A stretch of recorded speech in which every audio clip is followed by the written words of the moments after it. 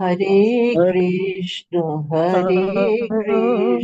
कृष्ण कृष्ण हरे हरे, हरे राम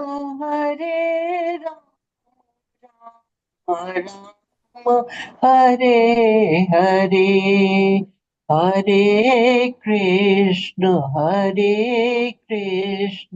कृष्ण कृष्ण हरे हरे, हरे राम राम हरे कृष्ण कृष्ण कृष्ण हरे हरे, हरे राम राम हरे हरे, श्री कृष्ण गोविंद हरे मुरारे, हे नाथ नारायण वासुदेवा, श्री कृष्ण गोविंद हरे मुरारे, हे नाथ नारायण वासुदेवा, श्री कृष्ण गोविंद हरे मुरारे, हे नाथ नारायण वासुदेवा, अच्युतं केशवं रामनारायणं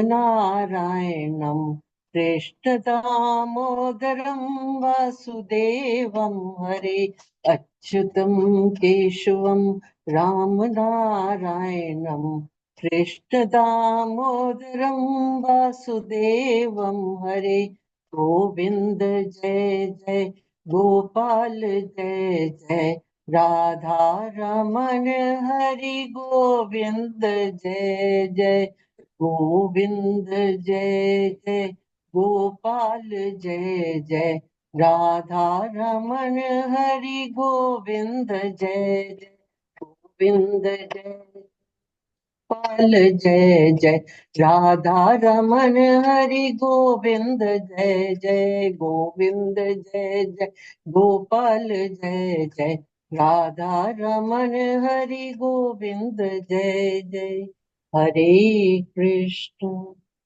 बहुत सुंदर। हरे कृष्ण। इसी में जोड़ देता हूँ आपके भजन में।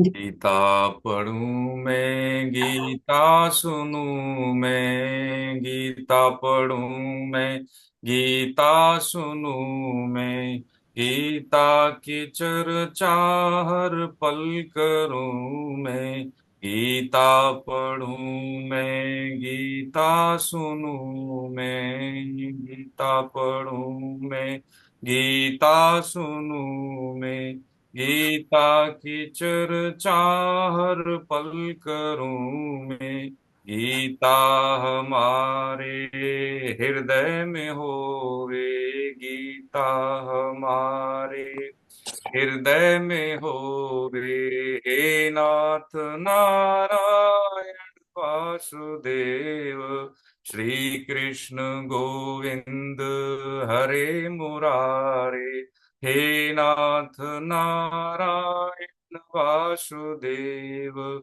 श्री कृष्ण गोविंद हरे मुरारे, हे नाथ नारायण वासुदेव। हरे कृष्ण हरे कृष्ण। बहुत बढ़िया भजन गाया माता जी। हाँ, हेमकेश जी, पंचरत्न कराइए प्रभु जी। नहीं है मेरा यह संसार से लेके शुरू कराइए, है ना। अनम्यूट करें अपने आप को। जी धन्यवाद। हरे कृष्ण। हरे कृष्ण। नहीं है मेरा यह संसार, ना नहीं, है यह मेरे लिए, सभी है। सभी हैं कृष्ण के, तभी तो प्यारे हैं वो सदा। मेरे तो हैं कृष्ण केवल, दूसरा ना कोई, जैसा भी हूं उन्हीं का हूं, शरण में हूं उनकी सदा। सुख दुख नहीं जग में, सिर्फ हैं परिस्थितियां, है सभी प्रसाद प्रभु के, लौ लगे कृष्ण से सदा। हरे कृष्ण। सच्चिदानंद रूपाय विश्वोत्पादि हेतव तापत्र विनाशाय श्रीकृष्णाय वयं नुमः। कृष्णे स्वधामोपगते धर्मज्ञानिधिभिः सह कलो नष्टदशामेश पुराणाकार्तनोदितम्। वसुदेवसुतं देवं कंसचाणूरमर्दनं देवकी परमानन्दं कृष्णं वन्दे जगद्गुरुम्। अजोऽपि सनव्ययात्मा भूतानामीश्वरोऽपि सनं प्रकृतिं स्वामिधिष्ठाय सम्भवाम्यात्माय। यदा यदा हि धर्मस्य ग्लानिर्भवति भारत अभ्युत्थानधर्मस्य तदात्मानं सृजाम्यहम्। परित्राणाय साधूनां विनाशाय च दुष्कृतां धर्म संस्थापनार्थाय संभवामि युगे युगे। जन्म कर्म च मे दिव्यं मेव यो वेति तत्त्वतम्। त्यक्त्वा देह पुनर्जन्म नैति मामेति सोऽर्जुनम्। वीतराग भय क्रोधा मन्मया मामुपाश्रिता बहवो ज्ञान तपसा पूता मदाभावमागता। हरे कृष्ण। हरे कृष्ण। हरे, बहुत बढ़िया।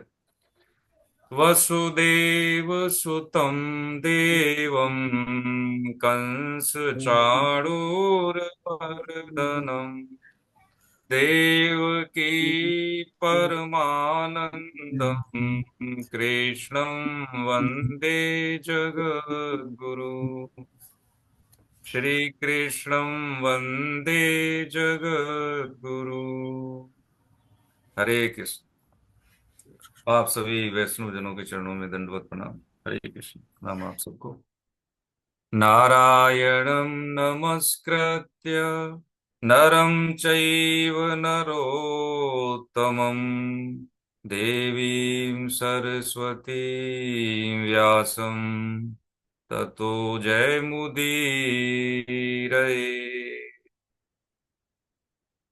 हरे कृष्ण। अध्याय 3 कर्मयोग हमने समझा था।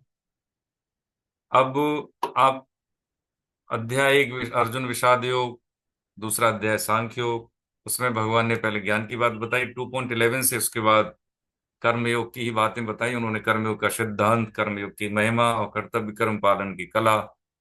फिर अध्याय 3 पूरी तरह से विशिष्ट रूप से कर्मयोग। अब ज्ञान कर्म संन्यास, और फिर ज्ञान कर्म यानी ज्ञान कर्म संन्यास योग, उसके बाद फिर कर्म संन्यास। इतनी बात कर्मयोग के बारे में बताई। वो क्यों बताई, जैसे हम ये समझ लें आगे बढ़ने से पहले, कि व्यक्ति जब सोता है, गहरी नींद में सोता है, तो उसको जगाने के बाद भी वो तुरंत नहीं जगता। देखा होगा, जैसे कभी हम गहरी नींद में सो रहे हैं और अचानक में जगना पड़े, तो हम एक तो स्वस्थ नहीं, ऐसा लगता है सिर में दर्द हो रहा है, या फिर पूरी तरह से चेतन अवस्था में नहीं होते। ये हम सबके साथ होता है। ऐसे ही ये मनुष्य जीवन में जब हम संसार में व्यवहार करते हैं, तो हमें लगता है कि जो दिख रहा है ये सत्य है, ये जो ग्रंथों में लिखा हुआ है या महापुरुष कहते हैं ये दूर की बात है, ये सब किसी चुके हुए युग की बात है, वर्तमान में नहीं। इसका कारण ये है कि ये मोह निद्रा, इसको कहते हैं मोह। ये जानते हुए भी हम या तो जानना नहीं चाहते या हमारी समझ में नहीं आता। अब इसका एक उदाहरण हम लें कि जैसे हम सब जानते हैं कि शरीर, मनुष्य जीवन हमें, जैसे कि हमारी लाइफ एक निश्चित समय के लिए, लेकिन ये जानते तो हैं, लेकिन हम प्लान बनाते हैं पता नहीं कितने लंबे लंबे। ऐसे ही इस बात को भगवान जानते हैं कि कलयुग के जीव की, मनुष्य की विशेष करके शुद्धता, दिव्यता और उसके समझ की जो संकीर्णता है, सूक्ष्मता है, मतलब स्थूल रूप है, समझने की स्थिति में वो ज्यादा नहीं है, शुद्ध नहीं है, दिव्य नहीं है, तो उसको सूक्ष्म चीजें समझ में नहीं आएंगी। जो सूक्ष्म अनुभव होते हैं संसार के, अध्यात्म के, वो उसको होंगे नहीं। इसलिए उन्होंने हर बात को बड़े सामान्य ढंग से बताया है इसमें। यही बात यहाँ पे ज्ञान कर्म संन्यास योग में बताएंगे।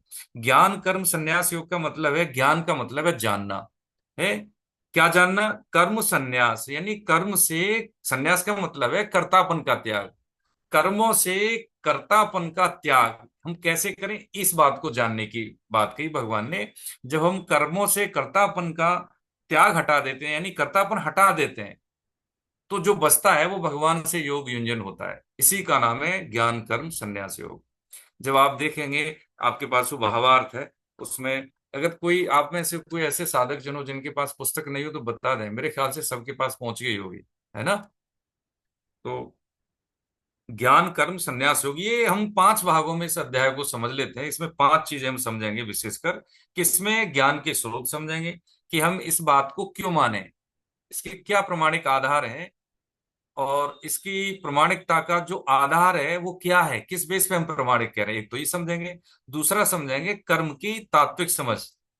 तात्विक समझ का मतलब है कर्म का जो सूक्ष्म रूप है, ये कर्म है किस चिड़िया का नाम, ये क्या है, कर्म बंधन, कर्म करता, ये सब है क्या चीज, इससे होता क्या है जीवन में। हमने तो कभी ऐसे सुना नहीं, समझा नहीं, ये बहुत भारी भरकम शब्द लगते हैं। इसका जीवन पे क्या इम्पैक्ट पड़ता है, तो इस कर्म की हम तात्विक तात्विक मतलब एसेंस, इसको हम समझेंगे।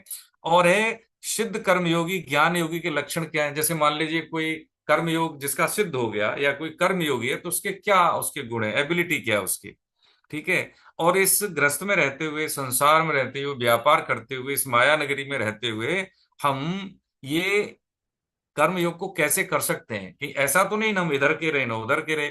हमें कोई लोग कहने लगे कि 18वीं सदी के कहाँ से पैदा हो गए भाई, आजकल तो ऐसा हमने कभी सुना भी नहीं। ठीक है, ये आधुनिकता के नाम पे, कि ऐसा तो नहीं है कि हम पिछड़े हुए हो जाएं। हमारा जो लेवल है, एक वैज्ञानिक दृष्टिकोण है वर्तमान परिवेश में, कि ऐसा तो नहीं है कि ऐसा लगे कि ये कोई पिछले जमाने का आदमी अपडेट नहीं है। तो इस बात को भी समझेंगे। और जब ये हमारी जो स्थिति है, जो हमारा सामान्य व्यवहार है, वो जब कर्मयोग के मामले में एफिशिएंट हो जाते हैं, जब हमारा कर्मयोग सिद्ध हो जाता है, तो इसकी जो महत्ता क्या है, हमारे जीवन में फिर क्या घटने लगता है, ये बात हम समझेंगे प्रभु जी। तो ये 5 चीजें हम समझते हैं इसमें।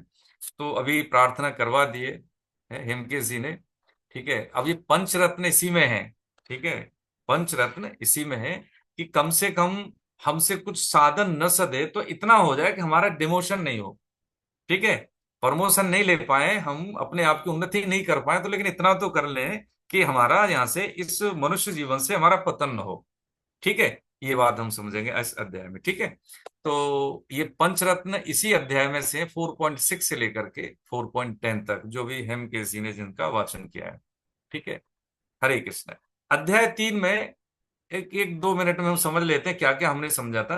कि अध्याय 3 में भगवान ने कर्मयोग के सिद्धांत, और एक ऐसा श्लोक, ये 3.30, अध्याय 3 का 30वां श्लोक, मयि सर्वाणि कर्माणि, है ना, कि यदि तेरे से कुछ नहीं होता है तो जितने भी कर्तव्य कर्म है जो तू करता है, वो सब मेरे निमित्त कर, ऐसा भगवान ने बताया। और हमने सृष्टि चक्र को समझा, कि सृष्टि में यदि कोई भी एक ऐसा एलिमेंट अपना काम नहीं करता है तो सृष्टि चक्र बाधित होता है।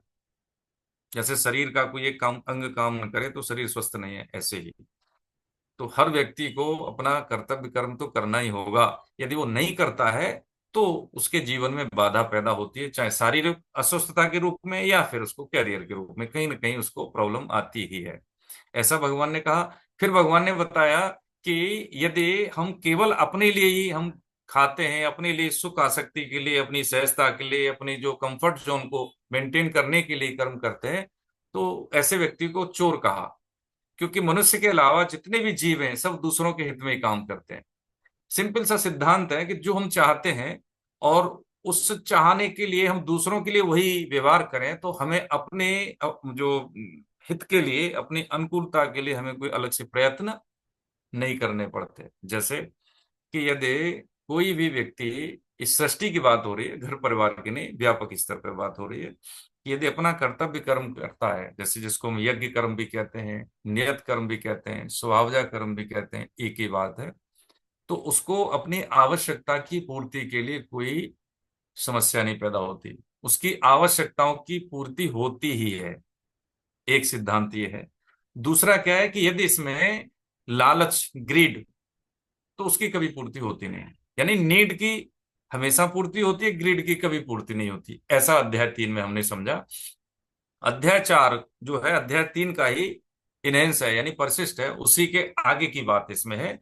तो अध्याय 4 में भगवान कह रहे हैं कि भाई देखो, ये जो ज्ञान मैं तेरे को बता रहा हूं भैया, ये पहले मैंने सबसे पहले इस सूर्य को कहा था, है ना। ये मेरी बारी का है, मुझे लगता है मेरे ही नंबर पे है, ये मुझे ही पढ़ना है ना भारती मैडम। जी सर, 1 2 3 आपके। हाँ 1 2 3 मैं पढ़ देता हूँ, ठीक है, आप सुनिए, है ना। आपका भी जो साथ में अगर म्यूट होके पढ़ेंगे बोलेंगे तो आपका भी उच्चारण ठीक होगा, शुद्ध होगा, ठीक है। बहुत सरल भाषा है संस्कृत, ठीक है। इमं विवस्वते योगं प्रोक्तवाहनमव्ययम् विवस्वान्मनवे प्राह मनुरीक्ष्वाकवे ब्रवीत्। ठीक है, क्या कह रहे हैं? मैंने इस अविनाशी योग कर्म योग को सूर्य से कहा था, है ना। फिर सूर्य विवस्वान ने अपने पुत्र वैवस्वत मनु से कहा, और मनु ने अपने पुत्र राजा इक्ष्वाकु से कहा। ठीक है, पहले किसको कही? अविनाशी योग माने इस योग का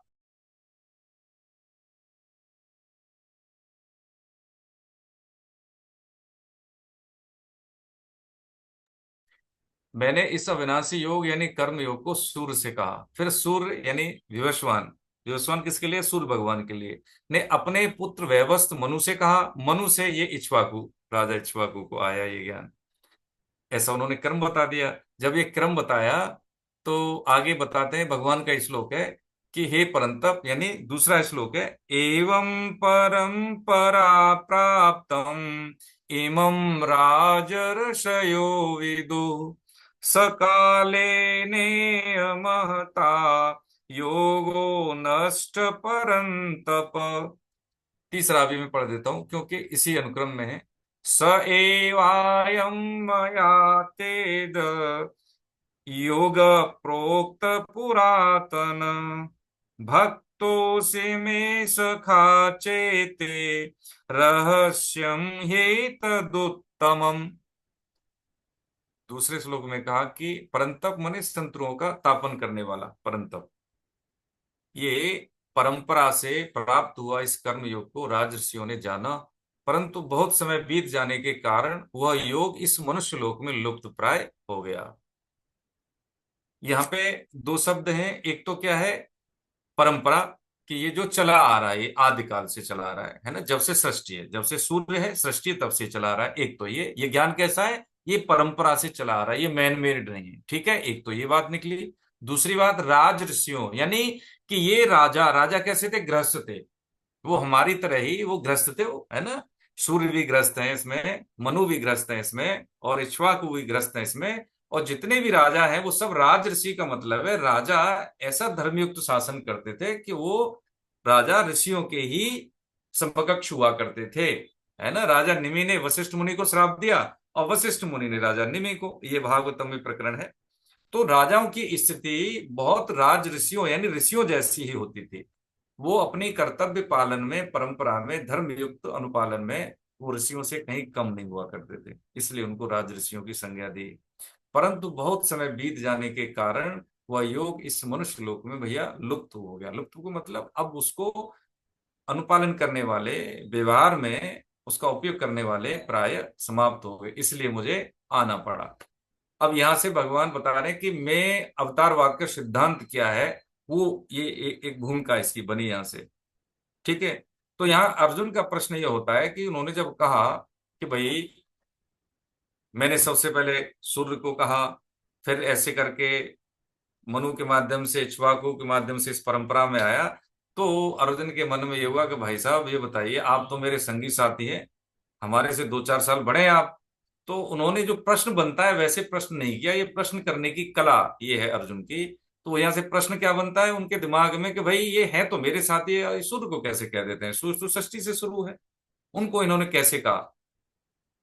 तो चौथा श्लोक इनके हिस्से में पढ़ने के लिए तो पढ़े, फिर हम आगे बढ़ते हैं। शिवा पांडे जी अपन म्यूट कर सकते हाँ, हाँ पांडे साहब मैं पढ़ेंगे। पढ़ जी जी।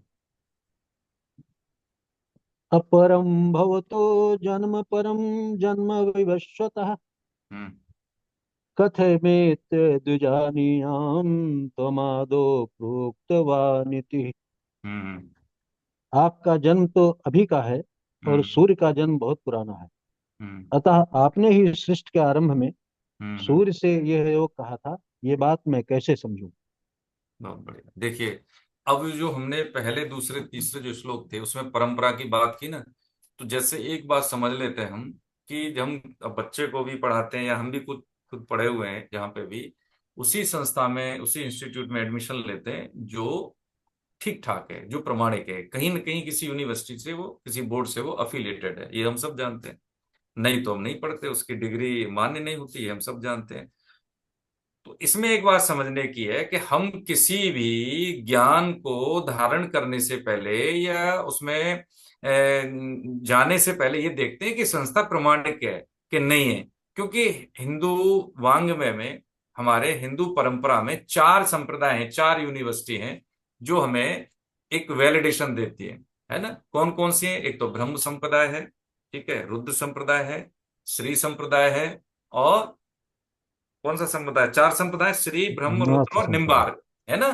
तो ये चार संप्रदाय हैं। इन चार से ही जितने भी और मत मतांतर हैं, इन चार में ही समेकित है पूरा, सब ये चार ही समेट लेते हैं। मूलतः ये चार ही, ठीक है। यदि कोई भी मत या संप्रदाय इन चार से है तो वो प्रमाणिक है, ठीक है। अब ये क्यों चाह रहे हैं? देखिए, अपनी क्षमता, ठीक है, और अपनी रुचि के अनुसार है हम इसमें जुड़ जाते हैं, ठीक है। इसमें ऐसी कोई बात नहीं है कि ये उच्च है, ये निम्न है, ये श्रेष्ठ है, ये श्रेष्ठ नहीं, ऐसी कोई बात नहीं इसमें। इसमें अपनी रुचि, क्षमता और अपनी परंपरा जो हमारे बुजुर्गों की रही है उसी के अनुसार हम जुड़ जाते हैं। इसमें कोई छोटा बड़ा नहीं है। जैसे इस्कॉन ब्रह्म संप्रदाय में ही आता है, ठीक है।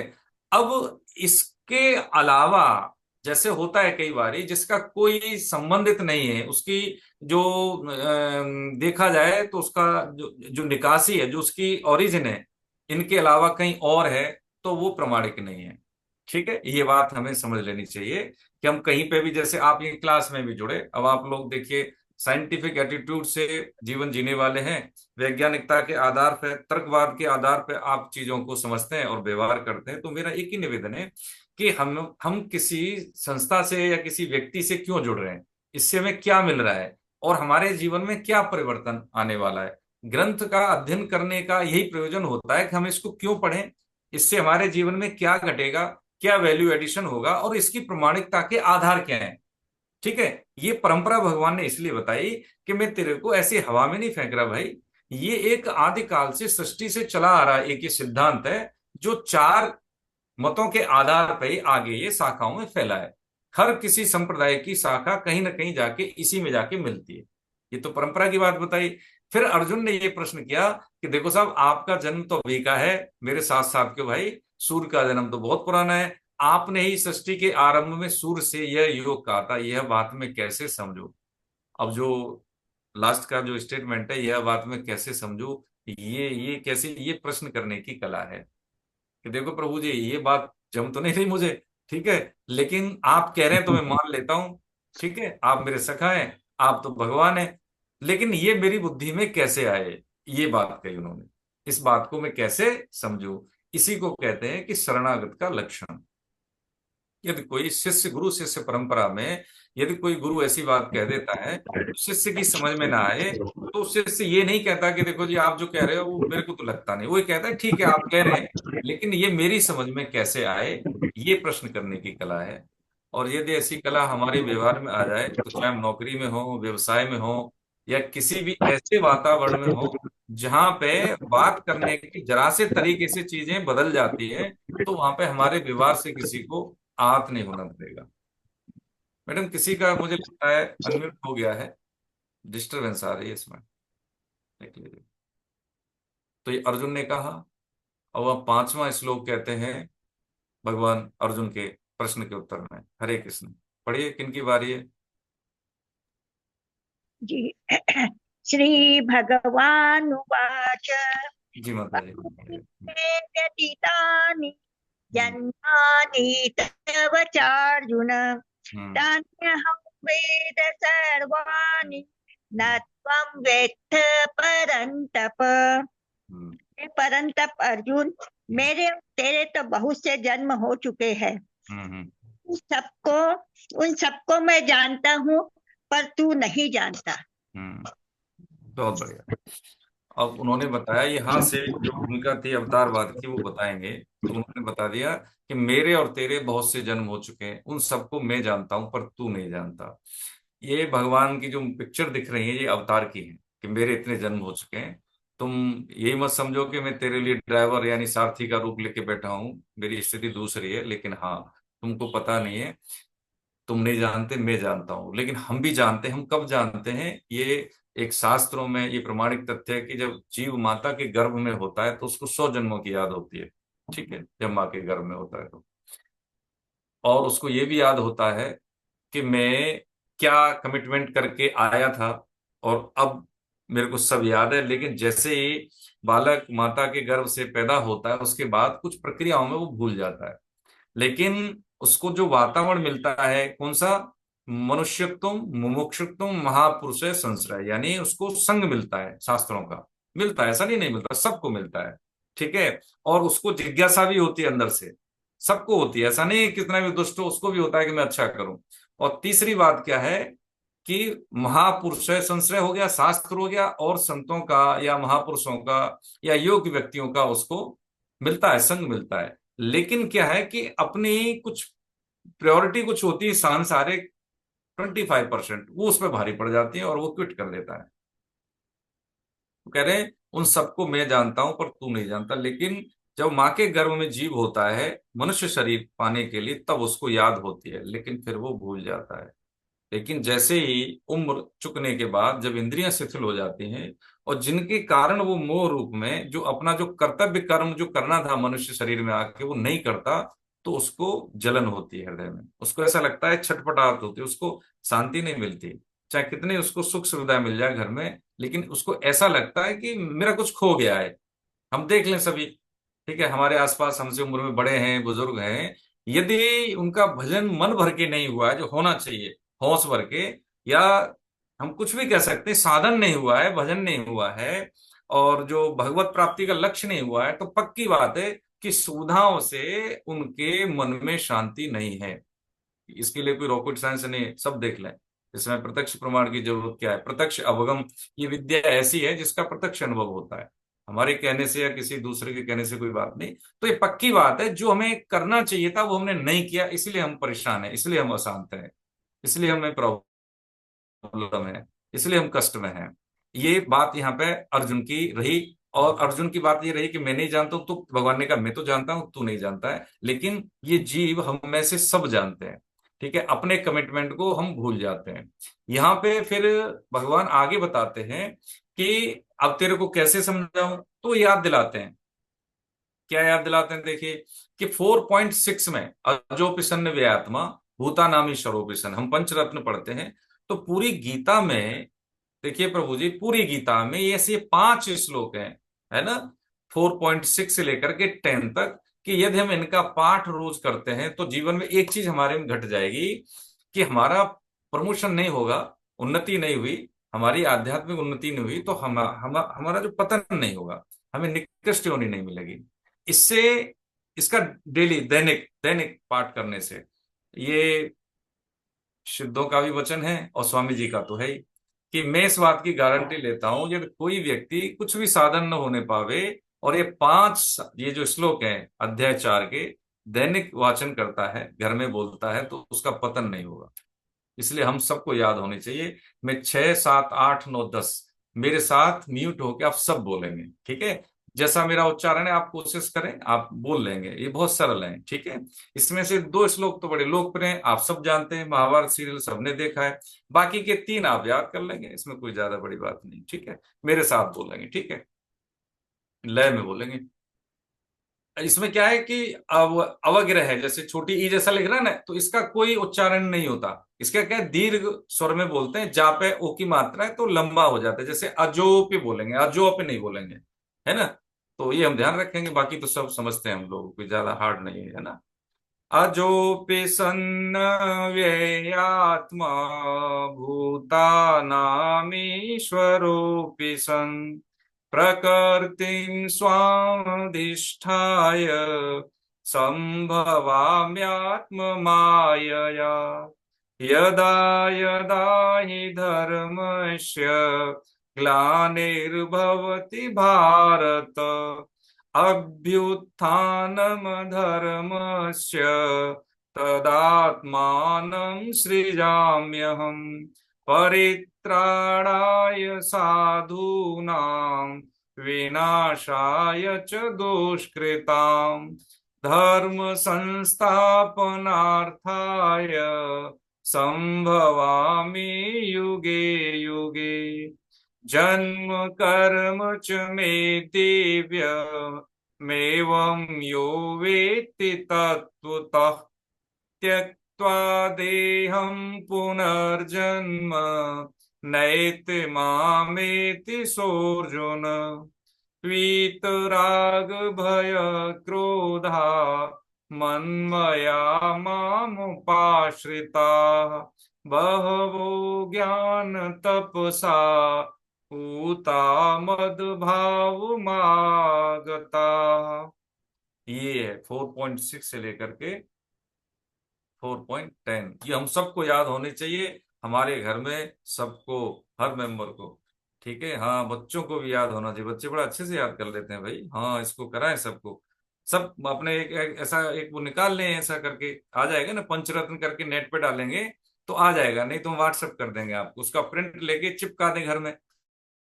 ठीक है, जो भी अपने घर में, जो मंदिर तो हम सभी वैष्णव के घर में होता है, चिपका दें। और बच्चे से बोले जब भी तुम इसमें यहाँ पे अपना कुछ भी पाठ संध्या वंदन करते हो, उसको देख के बोलो, याद हो जाएंगे, उसको 2 दिन में याद हो जाएंगे, है ना।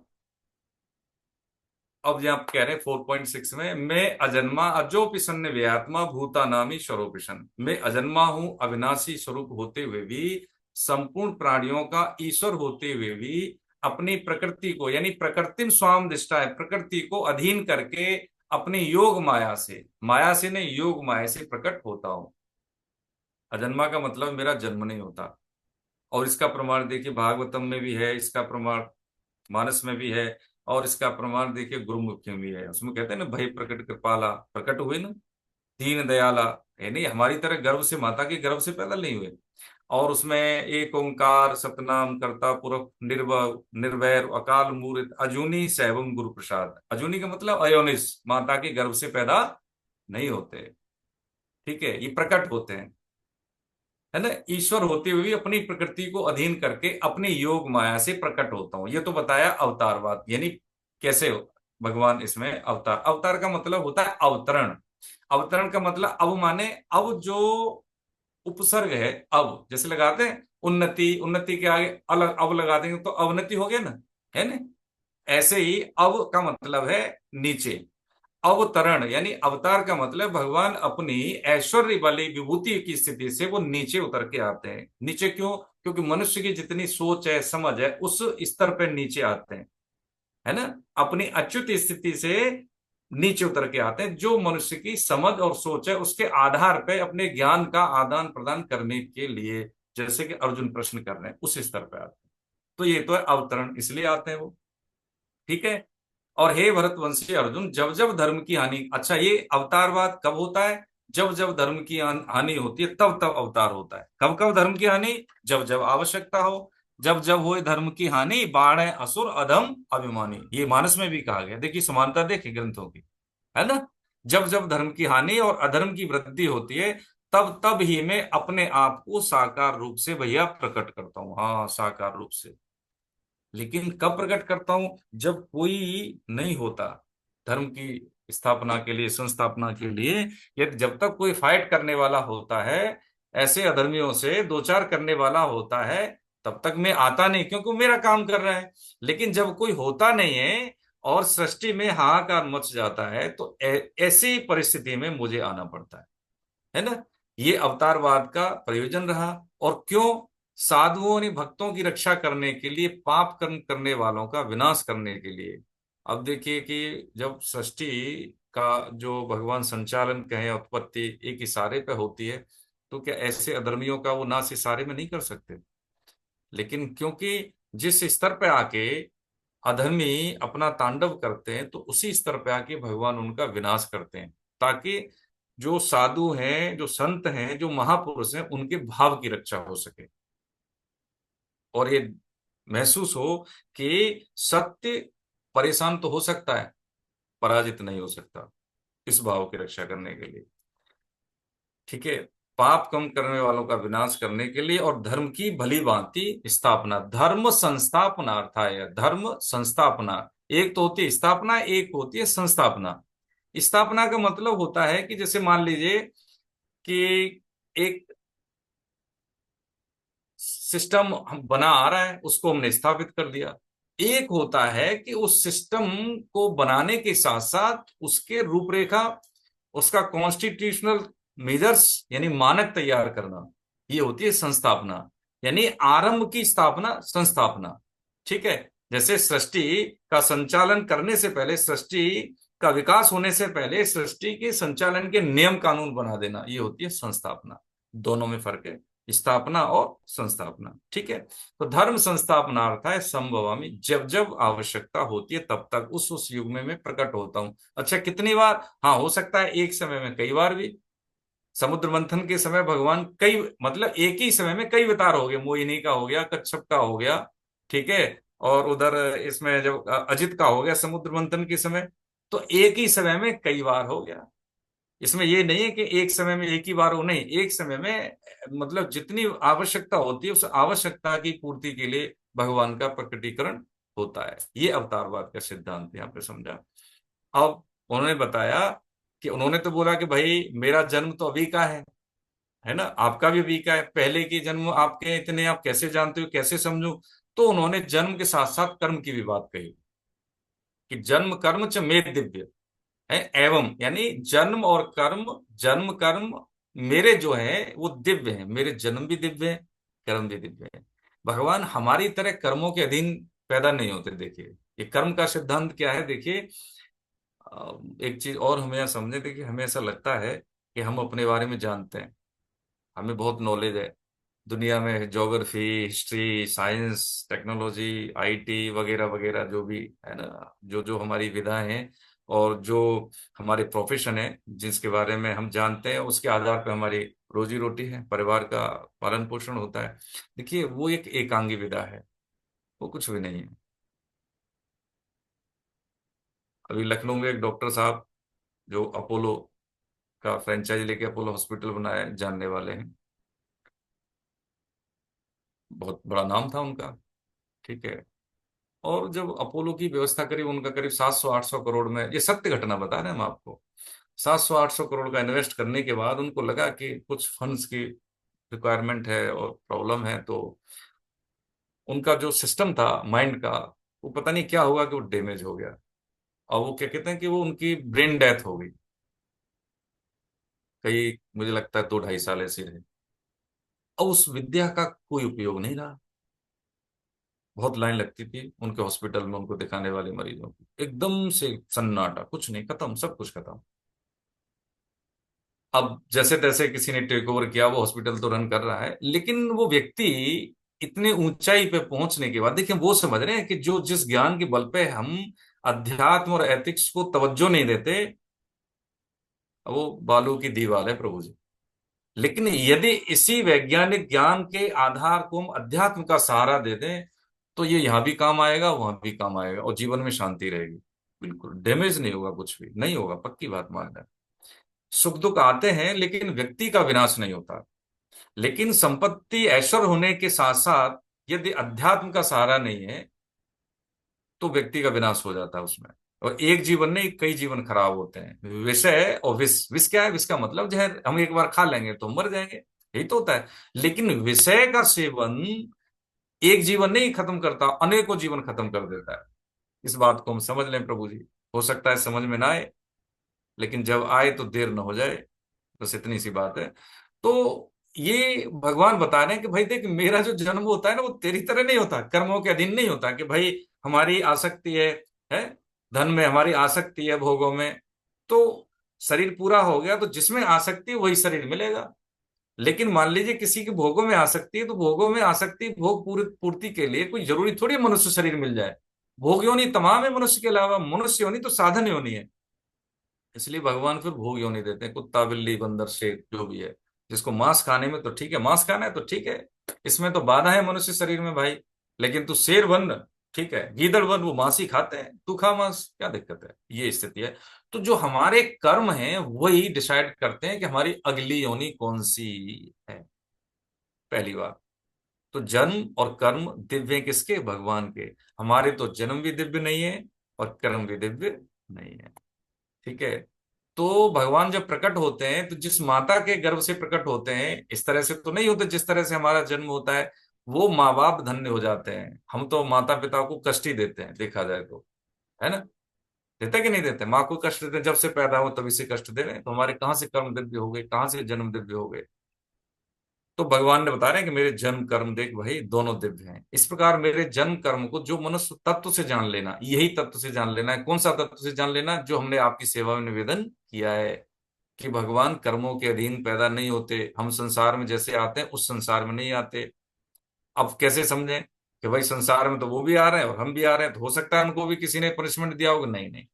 वो ऐसे है कि जैसे मान लीजिए कोई अपराधी जेल में जाए और कोई मजिस्ट्रेट जेल में जाए जिसने सजा दी है, तो बस उसी अधिकार से आते हैं महापुरुष भगवान भी, कि दूसरों के कल्याण के लिए, ठीक है। भगवान जो है सृष्टि में मनुष्य के कल्याण के लिए, यानी जीव सत्ता के, जीव मात्र के कल्याण के लिए आते हैं। हमारी तरह कर्मों का भोग भोगने के लिए नहीं आते। ये कर्म, शरीर है ये कर्मों का ही प्रतिफल है। जो बैठा है ना ये शरीर, ये कर्मों का प्रतिफल है। इसमें सुख भी आएगा दुख भी आएगा, दोनों आएंगे। ये कोई बहुत बड़ी उन्नति का नहीं है, अवसर मिल गया है। कौन सा अवसर? मनुष्य शरीर का अवसर मिल गया। ये हमने कोई एप्लीकेशन नहीं दी थी कि हमें मनुष्य शरीर मिल जाए। ये अहेतु की कृपा से, कबहू को कर करुणा नर देही, कभी कभी भगवान करुणा करके नर शरीर नर देही दे देते हैं। इसका हमें नाजायज फायदा नहीं उठाना चाहिए। अर्थात इस मनुष्य, जो मनुष्य तत्व से जान लेता है मेरे जन्म कर्म को, या दृढ़ता पूर्वक भैया मान लेता है। दृढ़ता पूर्वक इस शब्द को मतलब क्या है कि एकदम पूरी तरह से श्योर शॉर्ट। कैसे मान लेता है? जैसे कि मान लीजिए अभी बैठे हैं हेमकेश जी, हेमकेश जी मान लेते हैं कि मैं हेमकेश हूँ। हाँ मैं हूँ भाई, हूँ, मेरा नाम हेमकेश है, ये मान लेते हैं। इनको याद भी नहीं करना लेकिन भूलते भी नहीं। ये मान लेना है, ऐसे मान ले कि मेरी समझ में नहीं आ रहा ये तत्व क्या है, भगवत सत्ता है क्या, लेकिन है। ये सृष्टि चल कैसे रही है? ये एक ही हवा है, एक ही पानी है। लेकिन नारियल में मीठा पानी होता है, रहता समुद्र के किनारे, तो खारापन वो कैसे खत्म कर देता है? और ये इतनी ऊंचाई पर नारियल में पहुंच कैसे जाता है? बहुत, जबकि रेतीली जमीन होती है वहां पे पानी नहीं होता। हम्म। एक ही जमीन से मिर्च भी निकल रही है, और एक ही जमीन से खरबूजा भी निकलता है, एक ही जमीन से आम पे आम निकलता है, तो एक ही जमीन से वो आपका कटहल निकलता है उसमें। ये आता कहाँ से है? समझ में नहीं आ रहा है ना। हम अपने घर में पानी स्टोर करते हैं तो उसमें टुल्लू लगाएंगे, जेट लगाएंगे, तब जाके स्टोर होगा। लेकिन पूरी सृष्टि में, पूरे में ऊपर पानी कैसे भाप बन के चला जाता है और स्टोर कहाँ रहता है ये? अच्छा, फिर एक जगह से दूसरी जगह ट्रांसफर होता कैसे है? ये क्या सिस्टम है, समझ में नहीं आता। लेकिन हमारी तंद्रा फिर भी, हाँ फिर भी मुझे लगता है ये तो सब हो रहा है, हो रहा है, ऐसे करके देख लें। तो ये, इसको क्या है, दृढ़ता पूर्वक मान लेने का मतलब है कि हो सकता है बहुत सारी चीजें हमारी समझ में नहीं आए, और आएंगे भी नहीं। क्यों नहीं समझ में आएगी? जैसे हमें लगता है कि मान लीजिए कि भाई देखो, मैं आपको देखता हूँ ये सब लोग ना वीडियो ऑफ करके बैठ जाते हैं।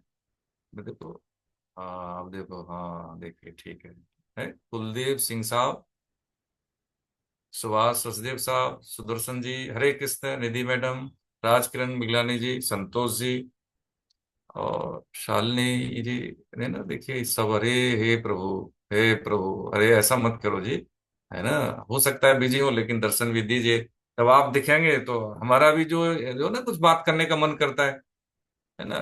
हाँ, अब जैसे मान लीजिए, अब ये दृढ़ता पूर्वक कैसे मान लें? दृढ़ता पूर्वक मानने का मतलब होता है कि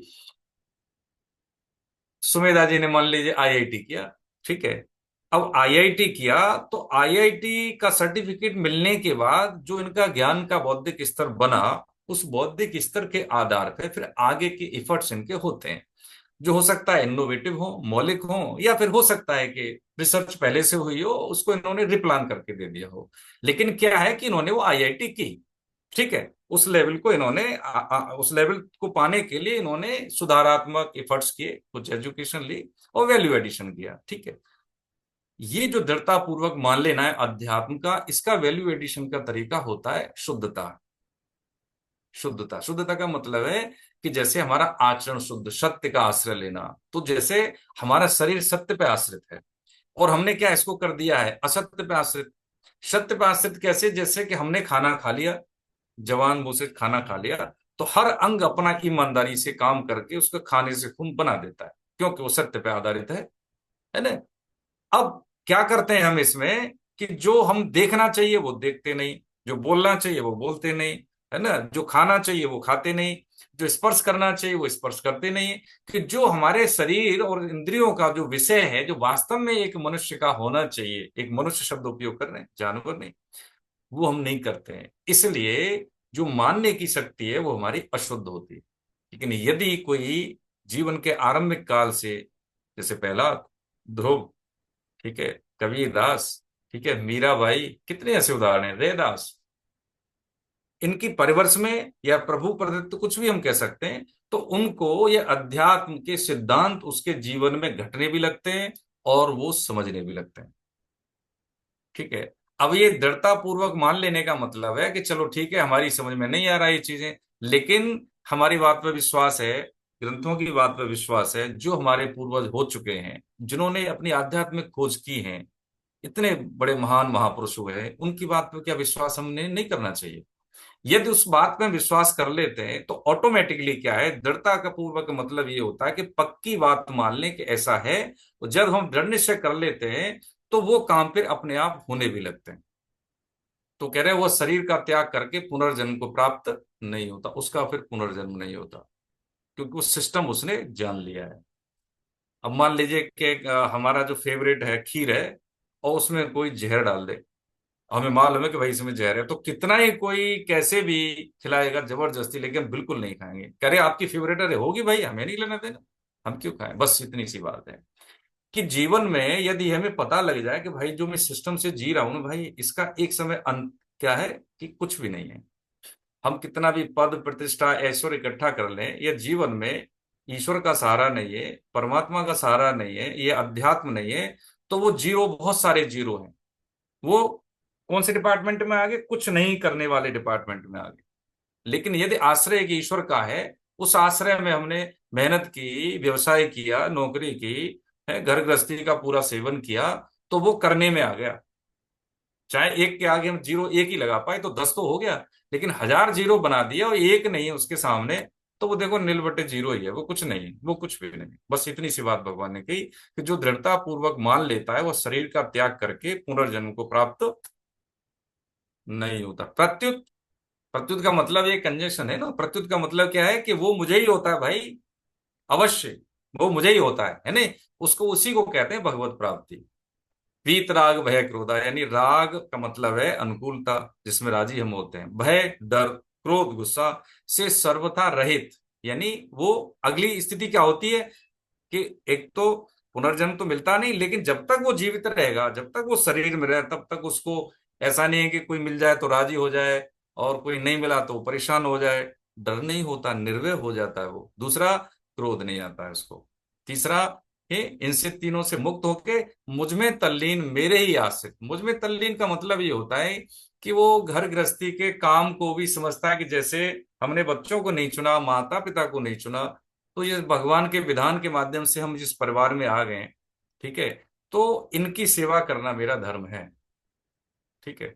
तो मुझ में तल्लीन होकर मेरे ही आश्रित, और भगवान की आश्रित होता है, क्योंकि वो जान लेता है कि मेरे बस में कुछ है नहीं।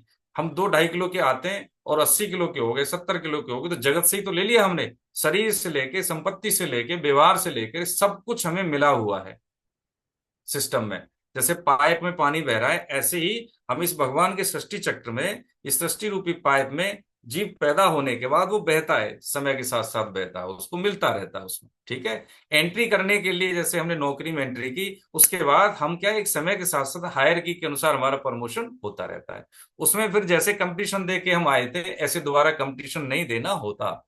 एक स्पेसिफिक कोई होता है ना, पोस्ट होती है उसके लिए कि आपको चलो ठीक है, ये तो इंटरव्यू लेवल पर जाना पड़ेगा, एंट्रेंस दोबारा से आपको एग्जामिनेशन कोटे से जाओगे, वो बात अलग है। जैसे जैसे आध्यात्मिक स्थिति होती है, वैसे ही वैसे भगवान भक्त के अनुभव के आधार पर उसको इस सृष्टि विधान में जिम्मेदारी देते हैं, ठीक है। बिल्कुल जैसे विवेकानंद को दी, ठीक है, जैसे कबीरदास जी को दी, कितने महापुरुषों को दी, कि वो कष्ट सहते हुए भी उन्होंने हम भारतवासियों के लिए बहुत कुछ किया। उनके पास कुछ भी नहीं था, लेकिन जो देके गए वो इतना देके गए कि शायद कोई एक सामान्य व्यक्ति 1000 जीवन में भी दे पाए। तो कह रहे हैं, क्रोध से सर्वथा रहित, मुझ में तल्लीन मेरे ही आश्रित, तथा ज्ञान रूप तप से पवित्र हुए। आगे निकल गया, हाँ, बहुत से भक्त मेरे ही इस बात को परायण करके मान के अपना जीवन है, यानी अपना कल्याण कर चुके हैं, ऐसा भगवान ने कहा यहाँ पर। अब क्या है, ज्ञान रूप तप से पवित्र हुए, इसका ज्ञान रूप तप का मतलब क्या है, कि हमने जान लिया, ठीक है।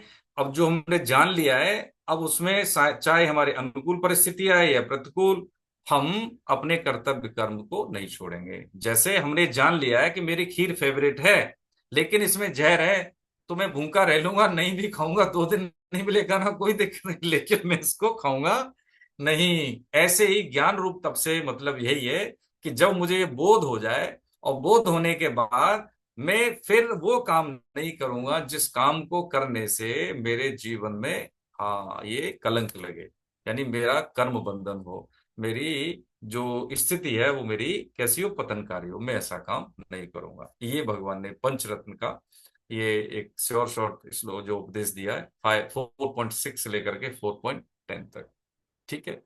हरे कृष्ण। इसमें कोई शंका है तो पूछ लीजिए। आगे किनका नंबर है, बोले प्रभु जी। ओमकार लाल पालीवाल जी, आप अनम्यूट कर सकते हैं। जी साहब। हम्म।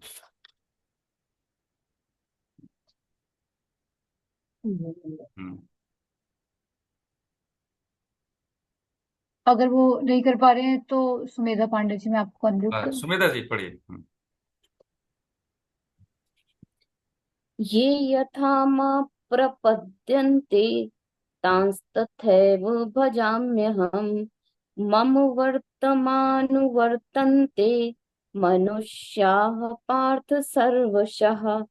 हे पृथानंदन, थोड़ी देर जो में भक्त जिस प्रकार मेरी शरण लेते हैं, ठीक है। मैं उन्हें उसी हाँ, प्रकार आश्रय देता हूँ, हम्म, क्योंकि सभी मनुष्य सब प्रकार से मेरे मार्ग का अनुसरण करते हैं।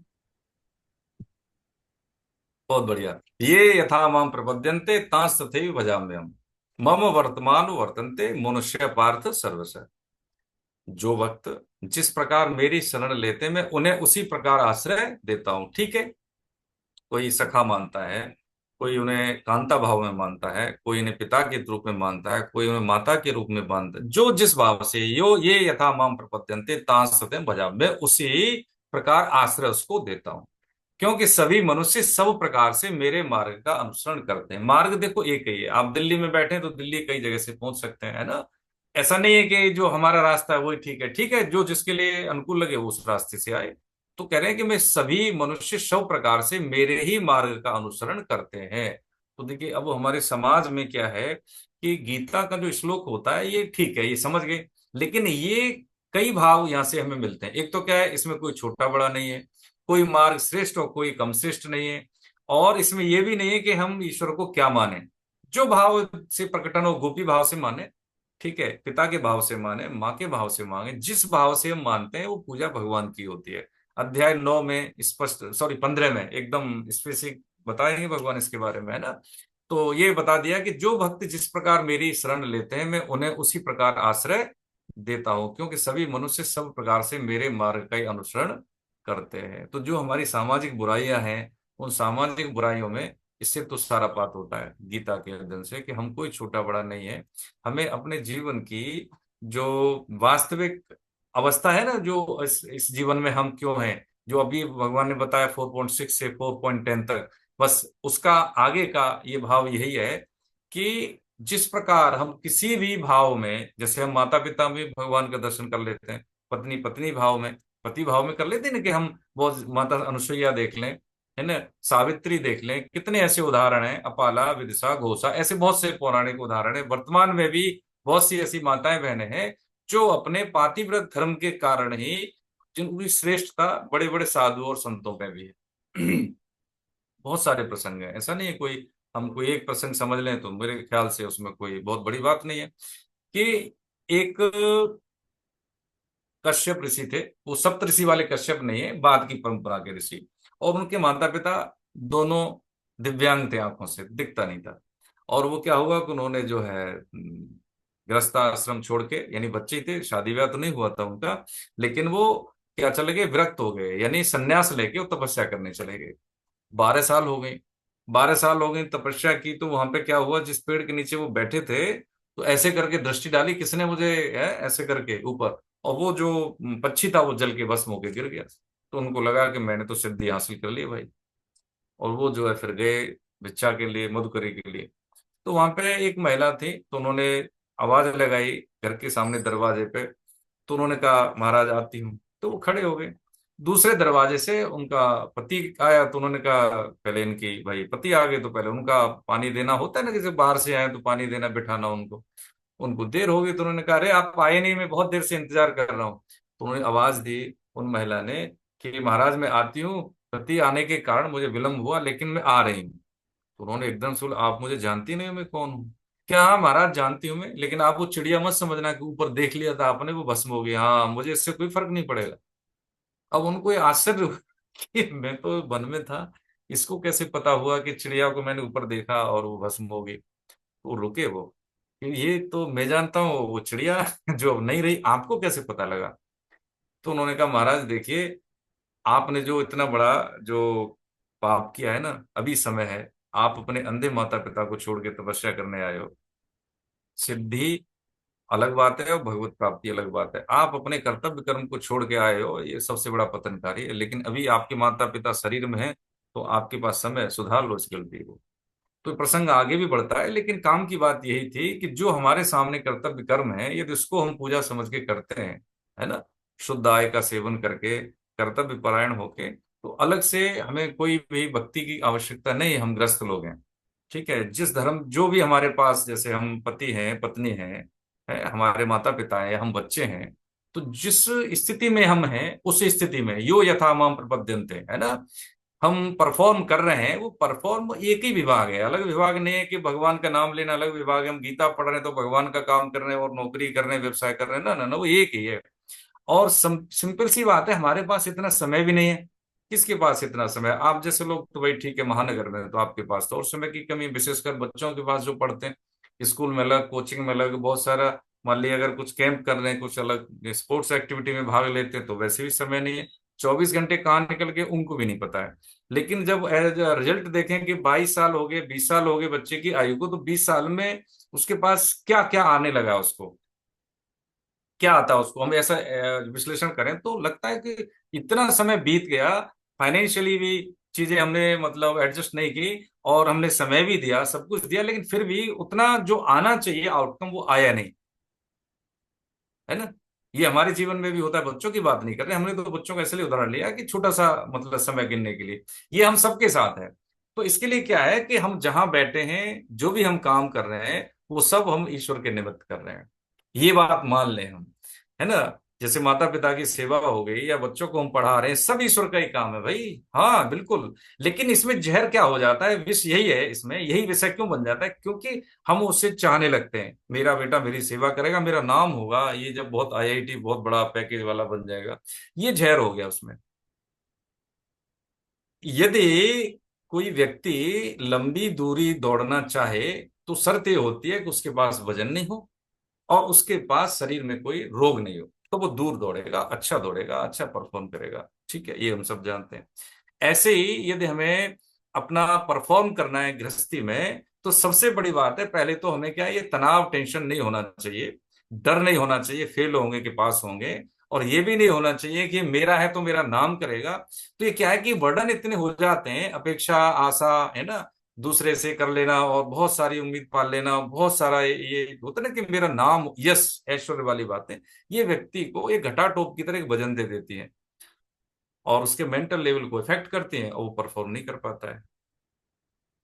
सिंपल सी बात है, गीता हमें पहले तैयार करती है, उम्र के अनुसार तैयार करती है कि अभी हम, ठीक है, एडोलेसेंट एज में, तो हमें अपने स्वभाव और स्वास्थ्य दोनों को हमें तैयार करना है पढ़ने के लिए, योग्यता के लिए, जिस स्ट्रीम में जाना है उस स्ट्रीम में जाने के लिए। इसमें वायरस जब आ जाता है शरीरों का आकर्षण का, कि स्त्री शरीर है पुरुष के प्रति, पुरुष शरीर है स्त्री के प्रति, ये आता है बायोलॉजिकली, इसमें बुराई नहीं कर रहे हम किसी के।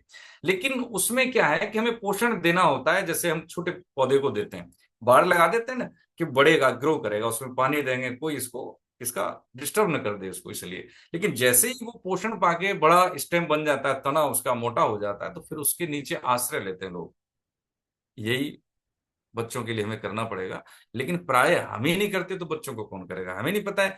हम कितने लोग हैं जो बताते हैं कि बच्चों को बताएं कि भैया शादी ब्याह होने वाला है, तो शादी ब्याह होने के बाद में उनको कोई नहीं बताता फिर, क्योंकि वो शादी विवाह संस्कार है हमारे यहाँ, विवाह नहीं संस्कार है। तो उसमें क्या है, समाज के साथ, घर परिवार के साथ देवता भी उसमें इन्वॉल्व होते हैं, और उनका जीवन की वो अंतिम अवस्था है जबकि उनको बैठ के समझाता है, पंडित समझाता है। और पंडित क्या बोलता है हमें नहीं पता है, माँ बाप को, उनको क्या पता है कि जल्दी करो भाई, सब अपने खा पी के घर जाए।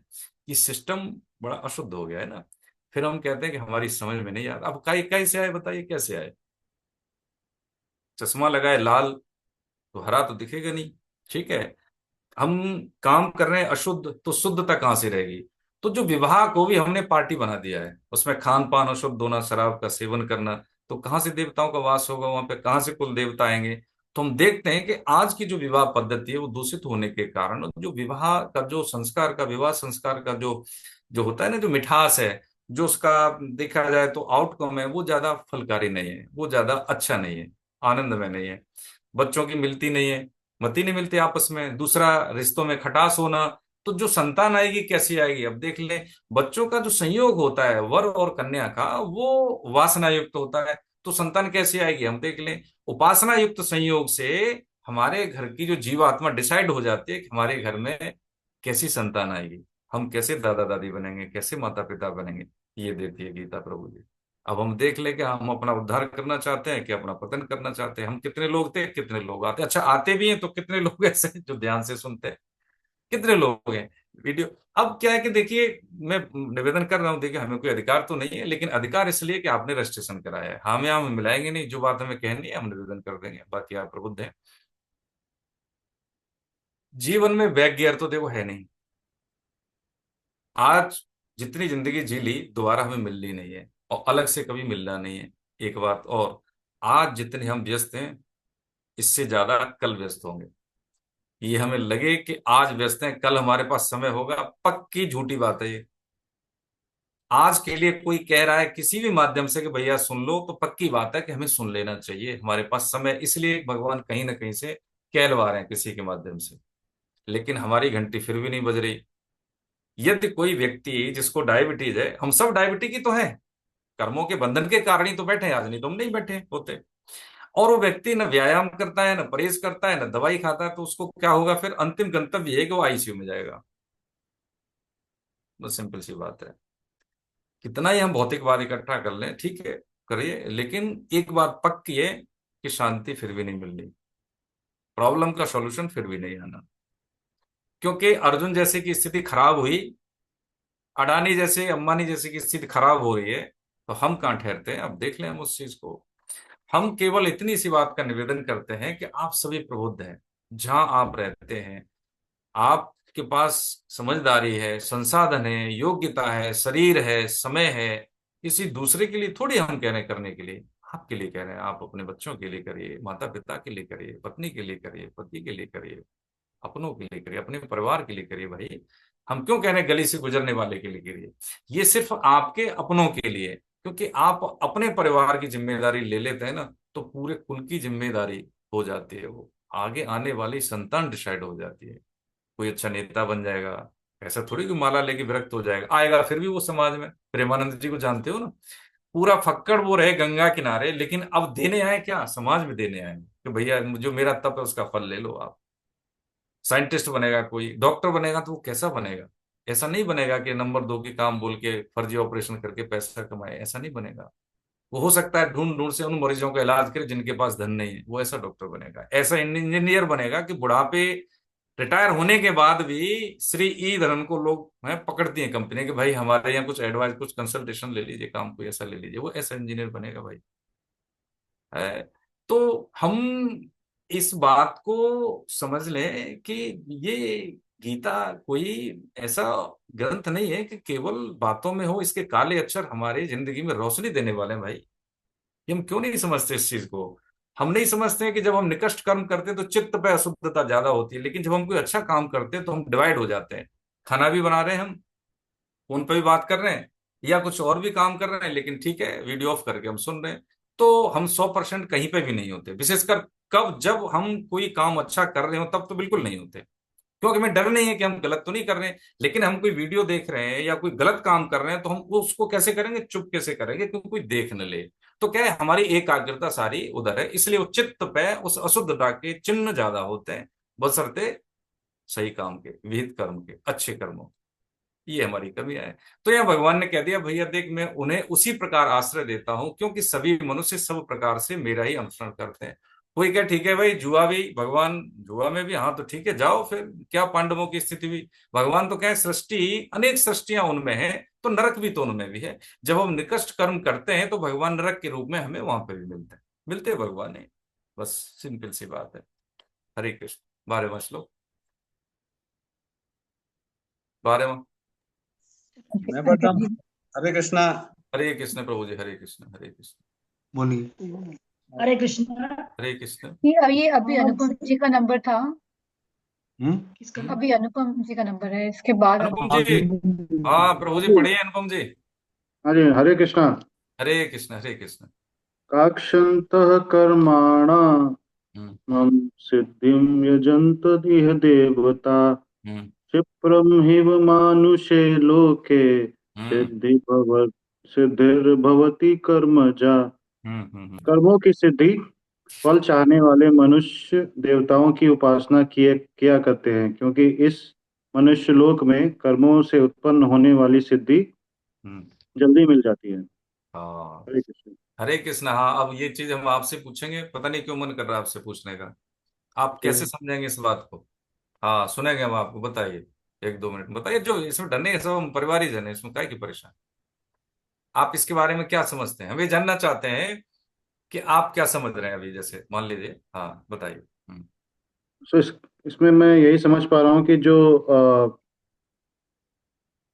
जो इस सृष्टि और प्रकृति में जो मुंह में फंसाने वाली चीजें हैं, हम्म। जो कि आपको विलासिता या आपको सुख देने के हम्म। लिए लगते हैं, उसकी चाह के लिए लोग जो परम ईश्वर हैं या ब्रह्मा है उनको ना पूछकर देवताओं को पूछते हैं, उनकी उपासना करते हैं। हम्म। क्योंकि उन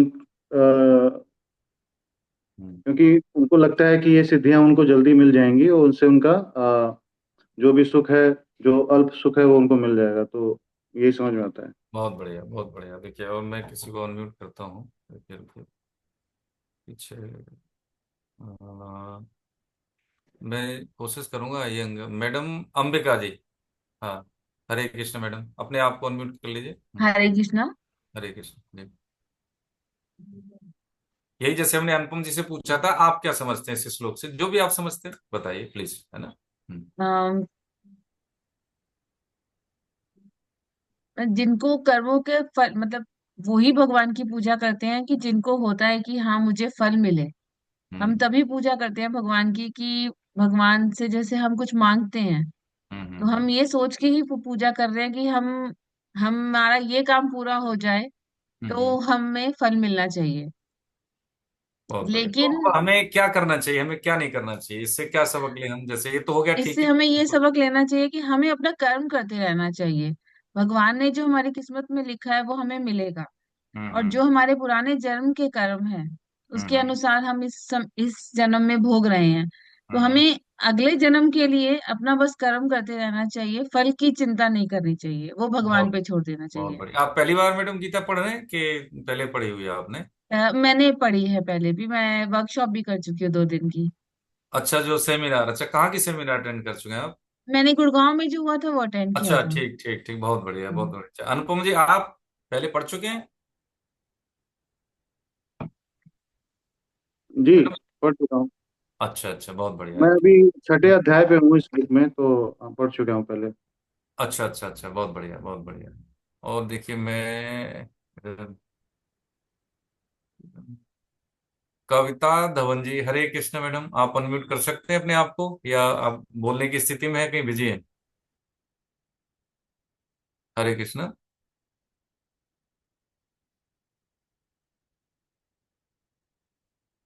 मैडम, इनको परमिट कर दीजिए, अगर बोल सकते हैं तो बोलेंगे। हाँ जी, कर दिया इनको, आप अनम्यूट जी कर सकते मैडम, बोलिए, बोलने की स्थिति में आप। हाँ जी, जय कृष्ण, जय श्री हरे, कृष्ण। जय श्री कृष्ण जी। हम 12वें श्लोक से पूछ रहे थे कि आप क्या समझते हैं, इससे कैसे हमें समझाएंगे कि ये क्या कहना चाह रहे हैं, भगवान अर्जुन के माध्यम से क्या समझाना चाह रहे हैं हमको?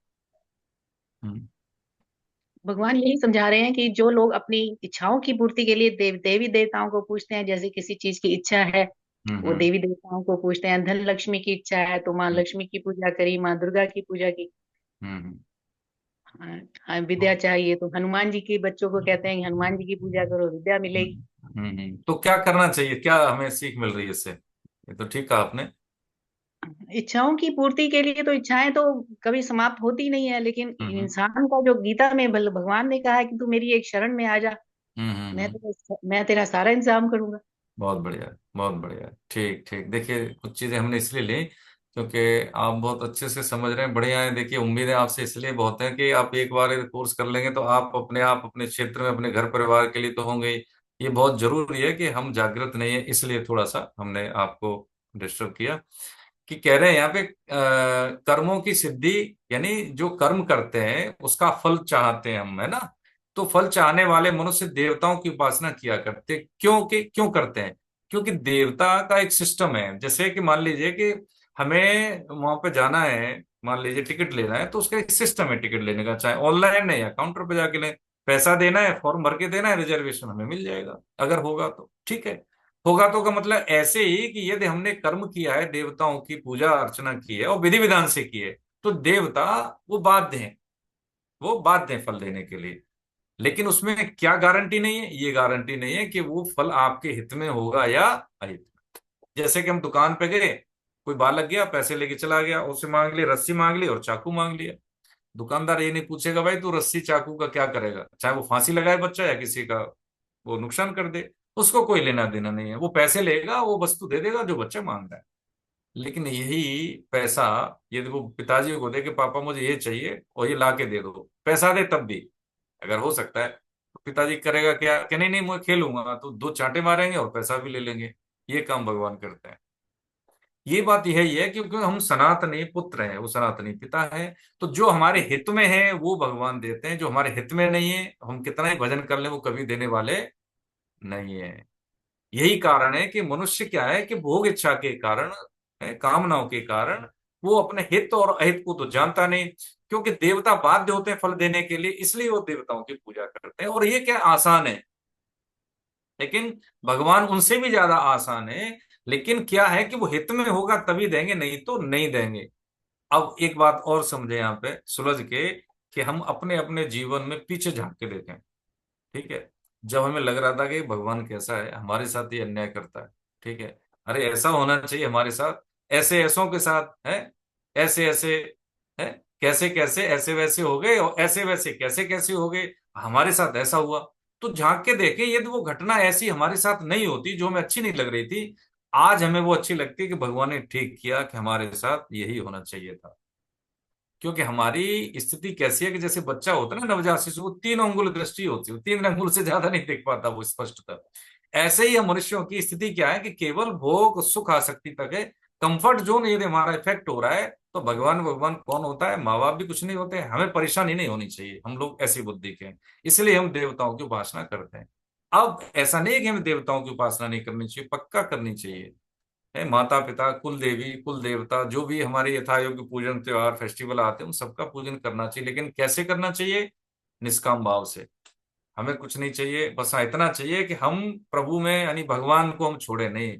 हमारी भक्ति कैसी हो जाए? अनपायनी भक्ति हो जाए। हम गणेश जी को पूजें, माता लक्ष्मी को पूजें, लेकिन माता लक्ष्मी को अकेला नहीं पूजें, नारायण के साथ पूजें, श्रीमन नारायण है ना उनके साथ, क्योंकि वो अशुद्ध पूजा है ना। तो माता जब लक्ष्मी का पूजन हम भगवान के साथ करते हैं तो वो गरुड़ पे बैठ के आते हैं, और जब अकेली माता का करते हैं तो उल्लू पे बैठ के आती है, बुद्धि अशुद्ध हो जाती है उससे, है ना। तो पूजा करनी चाहिए, देवताओं का पूजन उपासना जरूरी है, लेकिन निष्काम भाव से जरूरी है। और यदि ऐसा नहीं करते हैं तो क्या है, फिर हमारा पतन हो जाता है, क्योंकि जितने भी फल होते हैं सकाम भाव से वो सब समय के अधीन होते हैं, ब्रह्मलोक तक के सुख सुविधाएं भी।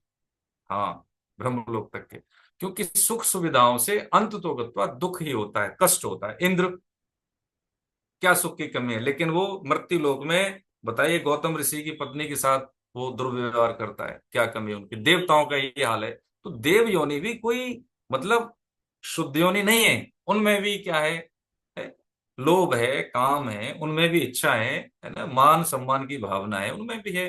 तो वो कोई शुद्ध नहीं है, इसलिए देव योनि भोग योनि है। लेकिन मनुष्य योनि भोग योनि के साथ साथ साधन योनि है।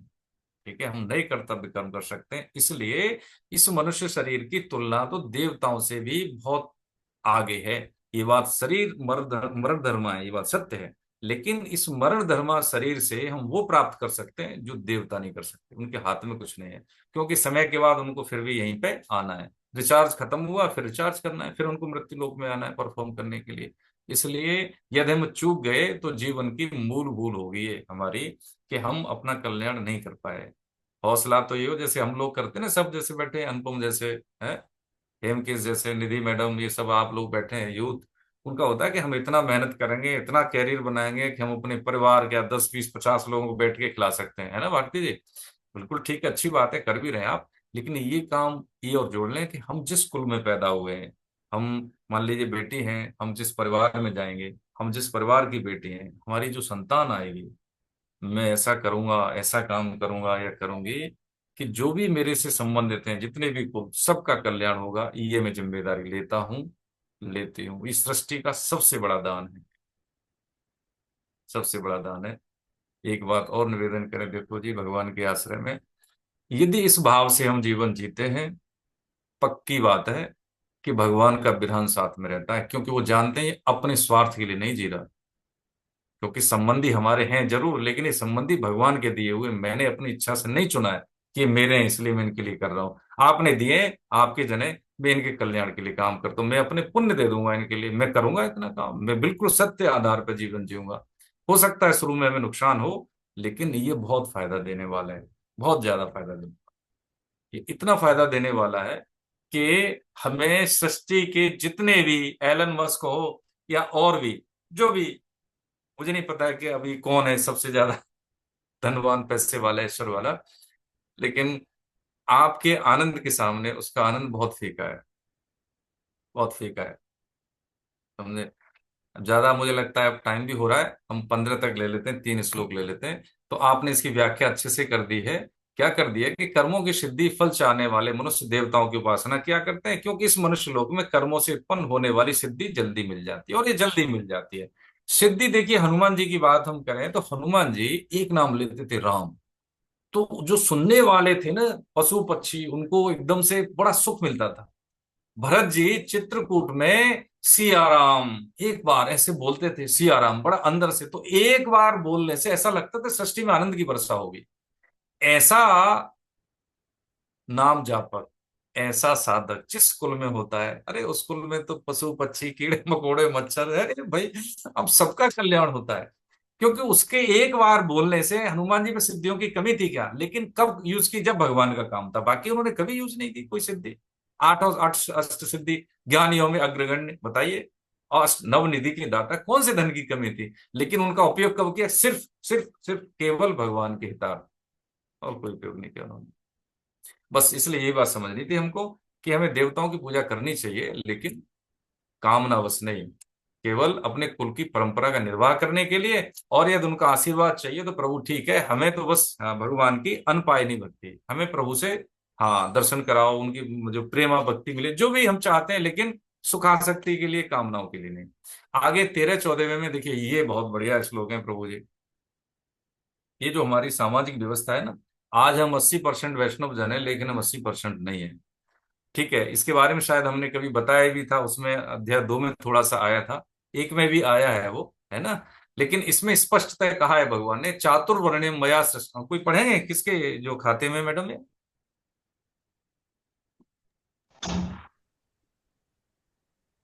भारती मैडम? हाँ जी, पढ़ लीजिए कमल शर्मा जी के नाम पे। हाँ बाबू जी पढ़िए। अरे नाम मत लिया कीजिए, हाँ बाबू जी बोला कीजिए, ऐसे नहीं बोलते ना। हरे ना कृष्ण हरे ना, कृष्ण शुद्ध जी। भाषा नहीं नहीं।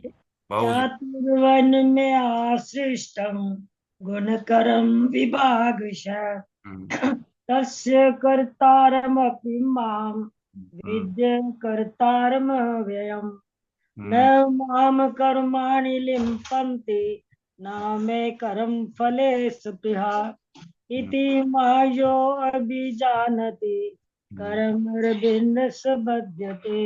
बहुत बढ़िया। मेरे द्वारा गुणों और कर्मों के विभाग पूर्वक चारों वर्णों की रचना की गई है। उस सृष्टि रचना आदि का कर्ता होने पर भी मुझ अविनाशी परमेश्वर को तू अकर्ता जान, कारण कि कर्मों के फल में मेरी स्पृहा नहीं है, इसलिए मुझे कर्म लिप्त नहीं करते। इस प्रकार जो मुझे तत्व से जान लेता है वह भी कर्मों से नहीं बंधता। बहुत बढ़िया, बहुत सुंदर। देखिए, इसमें गुण और कर्म विभाग की बात, मेरे द्वारा गुणों कर्मों के विभाग पूर्वक 4 वर्णों की रचना की गई। ठीक है, 4 वर्ण सब जानते हैं, ब्राह्मण, क्षत्रिय, वैश्य, शूद्र। सामान्य भाषा में समझे, आप लोगों की भाषा में इंटेलेक्चुअल ग्रुप है ब्राह्मण, है ना, सिर। क्षत्रिय भुजा, इसको कहते हैं, मतलब एक रक्षक, है ना, वॉरियर, योद्धा। वैश्य यानी व्यवसायी, बिजनेसमैन। शूद्र यानी सर्विस सेक्टर। ठीक है, ये 4 हैं। अब इनमें क्या है कि जैसे शरीर भी 4 भागों में बटा हुआ, पैर शूद्र हो गए, है ना, उधर हमारा जो वैश्य हो गया, बाजू हमारी क्षत्रिय हो गई, सिर हमारा क्या हो गया, ब्राह्मण हो गया। अब इसमें हम कहें कि भाई पैर शूद्र हैं तो ये तो छोटे हैं, है ये ऊंचा है तो ये बड़ा है, तो हम पैर की भाई देख रेख नहीं करेंगे, इसमें चोट लग जाएगी तो इलाज भी नहीं करेंगे। ऐसा हम नहीं करते। ये सिर्फ क्या है कि उपयोगिता के आधार पे है। देखा जाए तो हम किसी, जैसे माताजी पिताजी के, जैसे अभी हम देखते हैं कि अब जैसे अभी उदाहरण मेरे समझ में आया भारती जी का, कि देखिए एक पत्नी भी है, बेटी भी है, और बहुत ऊंचे पद पे भी है, लेकिन इनका व्यवहार क्या है, बड़ा सामंजस्य है। माता पिता की सेवा करना, है ना, सास की सेवा करना, सबकी सेवा करना, और हम आशीर्वाद भी लेते हैं। तो इसका मतलब क्या है, पैर जब हम छूते हैं तो पैर में क्या, भगवान का वास होता है। ठीक है, देवरा बाबा पैर से आशीर्वाद देते थे, उनसे पूछा तो उन्होंने कहा। ठीक है, तो ऐसे ही शरीर के एंड पॉइंट होते हैं हमारे हाथ और पैर। आशीर्वाद हाथ से देते हैं, पैर हम छूते हैं। तो क्या है कि जो हमारे पैर छूता है उसको हम हाथ से आशीर्वाद देते हैं, तो हमारे तप का फल उसमें प्रेषित होता है, उस बच्चे में, या जो भी हमारे सम्मुख होता है, जो हमारा आशीर्वाद ले रहा होता है। ऐसे ही कि ये जो वर्ण है, ये शौचाचार के आधार पे, ये भगवान ने उनकी क्षमता के आधार पे बनाए। इसमें कोई छोटा नहीं है, कोई बड़ा नहीं है। यदि कोई इंटेलेक्चुअल है, जो कोई योग्य है, कोई डॉक्टर है, तो वो डॉक्टर का ही काम करेगा। उसकी जिम्मेदारी क्या है कि मरीज को ठीक करना। डॉक्टर की भाषा इंजीनियर नहीं समझ सकता, है ना, इंजीनियर की भाषा डॉक्टर नहीं समझ सकता, और आईएएस जो है वकील की भाषा नहीं समझ सकता। ऐसे ही हर विभाग, हर क्षमता के अनुसार भगवान ने ये वर्ण बनाए। 4 वर्णों की व्यवस्था ऊंच नीच के कारण नहीं, ये बनी है क्षमता और योग्यता के आधार पर। क्योंकि जो लक्षण होते हैं ब्राह्मण के, वो ब्राह्मण के लक्षण 9 लक्षण होते हैं, हम आगे समझेंगे। और उसका सबसे बड़ा एक लक्षण है, वो हम काम भर का समझ लेते हैं, कि संग्रह नहीं करता ब्राह्मण। केवल जो मिल जाता है अपने योग्यता के आधार पर, ज्ञान के आधार पर, शिष्य को शिक्षा देने के आधार पर, जो मिल जाता है क्षमता के अनुसार कोई दे दे, उसी से उसका जीवन यापन होता है, ये ब्राह्मण। ठीक है, ब्रह्म विद्या यानी जिसको उचित अनुचित का भेद होता है, और उसको ये भी स्पष्ट भेद है कि मुझे अपने समाज को किस दिशा में लेके जाना होता है, इसके लिए मुझे कुछ भी करना पड़े तो मैं करूंगा, ये ब्राह्मण। क्षत्रिय क्या है कि क्षत्रिय समझता है कि मुझे समाज की जिम्मेदारी है, लॉ एंड ऑर्डर की व्यवस्था। आज के देखो आईएएस आईपीएस जितने भी ये फोर्स हैं, ये क्षत्रिय आज के वर्तमान परिवेश में। बिजनेसमैन वैश्य। शूद्र देखा जाए तो ज्यादातर भारत की बात करें तो पहले जो है भारत में जो कृषि का जो जीडीपी था, व्यवसाय था हमारा, करीब 56 से लेकर 60% तक जीडीपी हमारी एग्रीकल्चर बेस्ड थी जीडीपी। आज उल्टा हो गया एकदम, 65%। करंट मुझे मालूम नहीं, लेकिन मोटा मोटी समझो 60 से ज्यादा ही है सर्विस सेक्टर में। तो प्राय देखा जाए तो जो हमें सामाजिक जाति मिली है, हो सकते हैं ब्राह्मण हो, लेकिन कर्म से हम शूद्र हैं, सर्विस में हैं तो शूद्र हैं। ये शूद्र वृत्ति है हमारी। अब इसमें ये नहीं है कि हम छोटे हैं कि कोई बड़े हैं। तो यहाँ पे समझने की बात यह है कि कुछ कालांतर में कुछ वर्चस्ववादियों ने अपने जो होता है ना ऐश्वर्य को, अपनी प्रतिष्ठा को वर्चस्व रखने के लिए कि बरकरार रहे, ये क्या कर दी जाति के रूप में। जैसे मैं ब्राह्मण हूं तो मेरी संतान ब्राह्मण ही होगी, चाहे उसका खान पान ज्ञान कुछ भी हो, ये अशुद्ध है। आप में से देखिए, मेरा कोई अपना व्यक्तित्व ऐसा कहने का नहीं है, न मैं कोई मेरी अपनी कोई अलग ही समझ जिसके आधार पर मैं आपको निवेदन कर रहा हूँ। मेरा निवेदन जो हमारा शास्त्र कह रहा है वही है। हम तो भोंपू की तरह हैं, ठीक है। वो जो एग्जैक्टली चीज है, जैसे हम में से हमारे बच्चे बहुत से, जैसे आप में से क्या है कि उनका शब्दावली टर्मिनोलॉजी हिंदी की वो इतनी स्ट्रांग नहीं है, तो उसको सरल भाषा में आपको बताना है। आज हम इसलिए बटे हुए हैं ताकि हमें इसका एक वैज्ञानिकता नहीं पता है, इसका सोर्स क्या है वो हमें मालूम नहीं है, और जो सोर्स है उसको हम पढ़ाना नहीं चाहते हैं। व्हाट्सएप यूनिवर्सिटी के माध्यम से ही हम इस चीज को परिपूर्ण समझ लेते हैं अपने आप को, तो ये अधकचरा ज्ञान है और जो अप्रासंगिक है, ये तथ्यपरक नहीं है, प्रमाणिक नहीं है। तो हमें इसलिए ग्रंथों को पढ़ लेना चाहिए।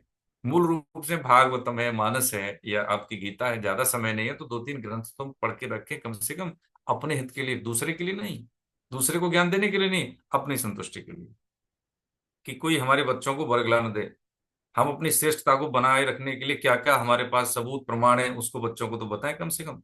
तो ये कह रहे हैं कि उस सृष्टि रचना आदि का कर्ता होने पर भी मुझ अविनाशी परमेश्वर को तू अकर्ता जान। मैंने वर्णों की रचना की, इतने सारे जीवों की रचना की है, उसको यथा योग्य संयोग कराया उसके कर्मों के अनुसार, तब भी तू मुझे अकर्ता जान। कारण कि कर्मों के फल में मेरी स्पृहा नहीं है। स्पृहा का मतलब है मेरी जरा सी भी, कोई अंदर से भी चाह नहीं है, इसलिए मुझे कर्म लिप्त नहीं करते। इस प्रकार जो मुझे तत्व से जान लेता है वह भी कर्मों से नहीं बनता है ना। कर्मों से कौन बनता है? जो कर्मों से यानी फल की आशा रख के कर्म करता है वो कर्म से बनता है, लेकिन निष्काम भाव से कर्म करता है वो कर्मों से नहीं बनता है। अब जैसे मान लीजिए कि अब उदाहरण रूप से जैसे आप गीता पढ़ रहे हैं और आपको गीता का ज्ञान हो गया। अब अनुपम सोचे कल से, भाई देखो जितना है मेरे को पता है, अब मैं क्या करूंगा, मैं अपनी सोसाइटी में चलो संडे को एक दिन बच्चों के साथ बात करते हैं, गीता को लेके बात करते हैं, उनको बताएंगे तुम माला करोगे तो क्या होगा, है माता पिता के पैर छुओ सुबह, है ना, सुबह उठ के दौड़ लगाओ, अंत में सूर्य नमस्कार करो, है ना। तो देखो एक श्लोक इसको पढ़ लो।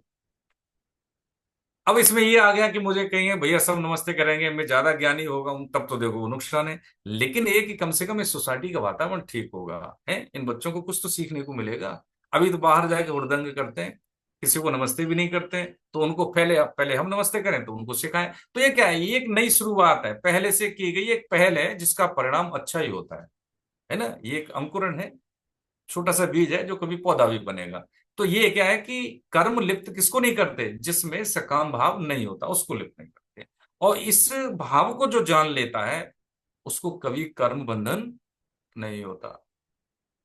अरे भाई किसी को बांध लो तो उसको मान लो सोने की जंजीर से बांध दिया तो क्या वो सुखी रहेगा? जंजीर तो जंजीर है, वो जेल है उसके लिए। सोने को क्या खाएगा वो? बंधन तो है ही ना। ऐश्वर्य क्या है, पद क्या है, प्रतिष्ठा क्या है कि वो के बंधन है कि हम उससे जुड़ जाते हैं तो हमें कोई आइडेंटिफाई करे, हमें नोटिस करे कि हमारे पास धन है। हमारे पास आवश्यकताएं बहुत होती हैं, किस लिए होती है? दिखाने के लिए कि हम इतने सुखी हैं, लोग हमें जाने कि मेरे पास ज्यादा है, मैं सुखी हूं, वो जान लें। लेकिन अंदर से हम उतने ही दुखी होते हैं, ठीक है। जब तक हम जनाना चाहते हैं दूसरे को उतने ही हम दुखी होते हैं। हम जो हैं जैसे हम ठीक हैं। सामान्यतः यदि हम सामान्य नहीं रहे, आजकल जरूरी सामान्य रहना है, असामान्य रहने के लिए तो बहुत सारे प्रयास हम करते हैं। सामान्य रहना आ गया हमको तो जीवन जीना आ गया, सिंपल सी बात है, ठीक है। 15वें श्लोक में आप जो भावार्थ में जैसे इसमें लिखा है, जैसे गुण 3 होते हैं, सत रज तम, गुण और कर्म विभाग का, तो मैं एक लाइन पढ़ देता हूं ताकि आप इसको पढ़ लेंगे, इसलिए पढ़ देता हूं। गुण कर्म के आधार पर 4 वर्णों की रचना की गई। ठीक है, किसी वर्ण के लिए निश्चित किए गए कर्तव्य कर्म का आधार गुण कर्म है। ठीक है, गुण कर्म अन्योन्याश्रित, अन्योन्याश्रित का मतलब वो है एक का दूसरे पे आश्रित है। जैसे श्रोता और वक्ता हमें कि मेरा जो कर्म है आपका वो अधिकार है, मेरा जो कर्तव्य है वो आपका अधिकार है, यानी वक्ता का कर्तव्य श्रोता का अधिकार, यानी एक दूसरे पे आश्रित हैं। यदि हम केवल अधिकार की बात करें, कर्तव्य नहीं करें, तो हमारे भी अधिकार की पूर्ति नहीं होगी। इसलिए अन्योन्य आश्रित का मतलब है म्यूचुअल, होता है ना, बेनिफिट मिलता है दोनों को, पारस्परिक लाभ।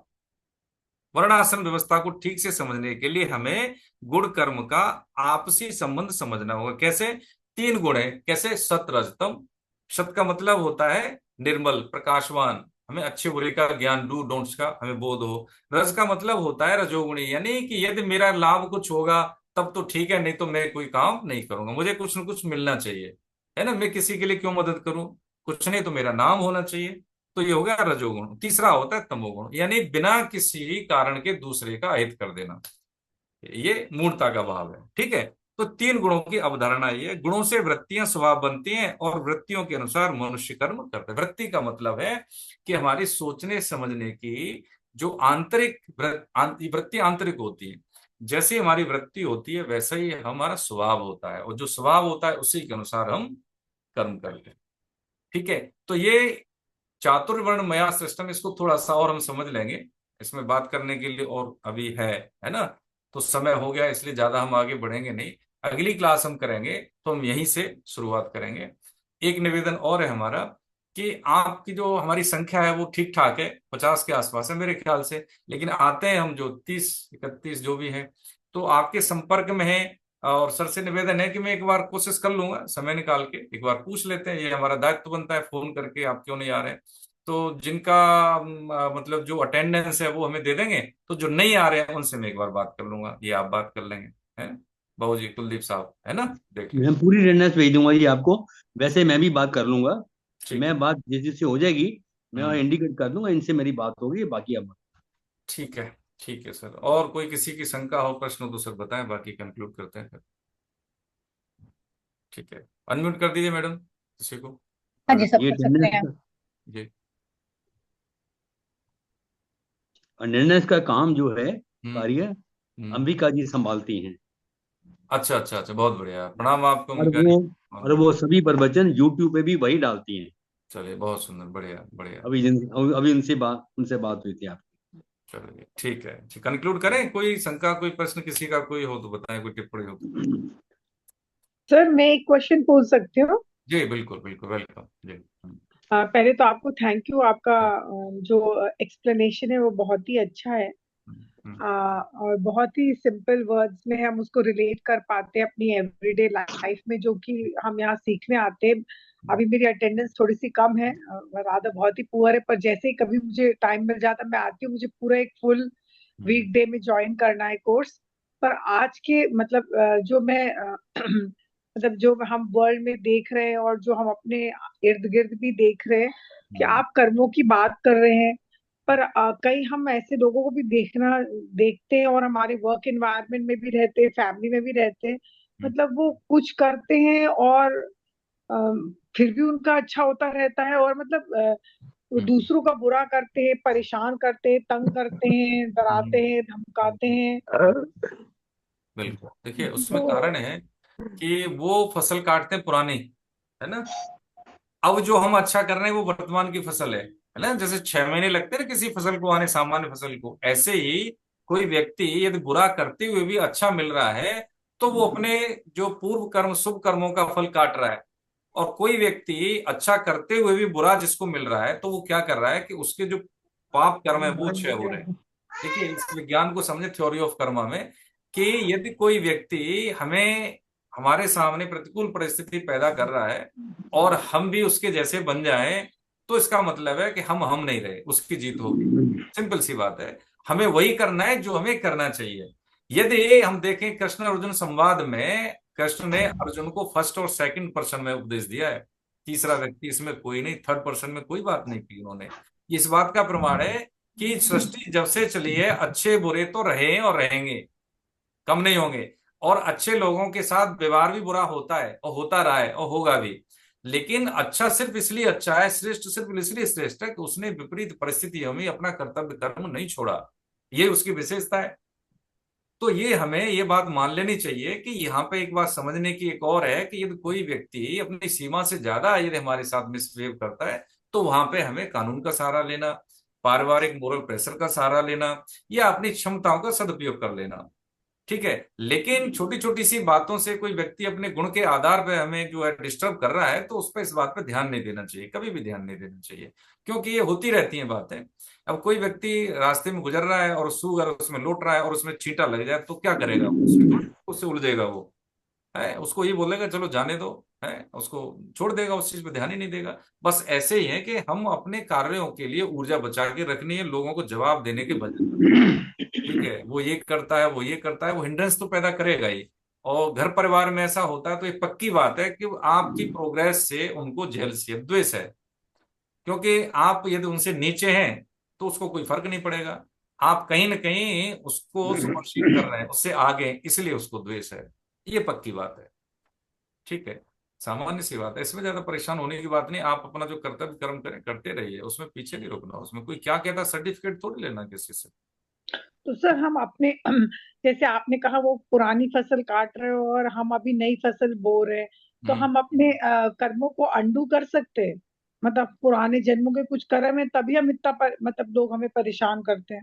देखिए इसमें क्या है, एक निवेदन करें और बिल्कुल तथ्य परक, बहुत सही बात करें आप इसमें। देखिए कि यदि हम सोचे कि हमने भाई 10-20 साल या जो भी अब तक के जीवन में हमसे गलती से हो गई, गलत कर्म या जैसे भी हो गया जाने अनजाने में, तो इतना ही समय सुधारने में लगेगा, बिल्कुल नहीं। बिगड़ी जन्म अनेक की सुधरे अवई आज, इसमें भविष्य नहीं है। यदि हमने कमिट कर लिया, देखो प्रभु जी ये जो परिस्थितियां मिल रही हैं, हमारे ही कर्म दूसरे की बुद्धि में बैठ के हमारे विपरीत कार्य प्रस्तुत कराते हैं, ये सिद्धांत है थ्योरी ऑफ कर्मा का। अब इसमें यह है कि चलो जो हो गया सो हो गया, लेकिन अब नहीं प्रभु, अब क्या करना है कि जो जैसे ये कहते हैं ना कि आपका उसमें है कि तस्मा क्षातम प्रमाणन्ते कार्य कार्य विवस्यत हो, यानी मैं वही करूंगा जो कि शब्द प्रमाण के आधार पर भगवान ने हमें बताया है। तो उसमें क्या होगा कि बिगड़ी जन्म अरे की सुधरे अवैया, जो हो गया सो हो गया, अब नहीं। तो क्या है कि जो भगवान कहते हैं कि फिर उसको तू अर्जुन साधु ही समझ, क्योंकि हो ही राम को भगवान का होके, और जब हम नाम जप करते हैं, अंतःकरण शुद्ध करते हैं, तो जो हमारे कर्म हैं प्रारब्ध के अभी और पुराने, वो सब भस्म हो जाते हैं। नाम संकीर्तनम यस्य सर्व पाप प्रणाशनम, सर्व का मतलब है वर्तमान, भविष्य के, होने वाले वो, और भूत, तीनों। सर्व का मतलब है तीनों, किसी भी काल के। किससे? नाम से। किससे? नाम से।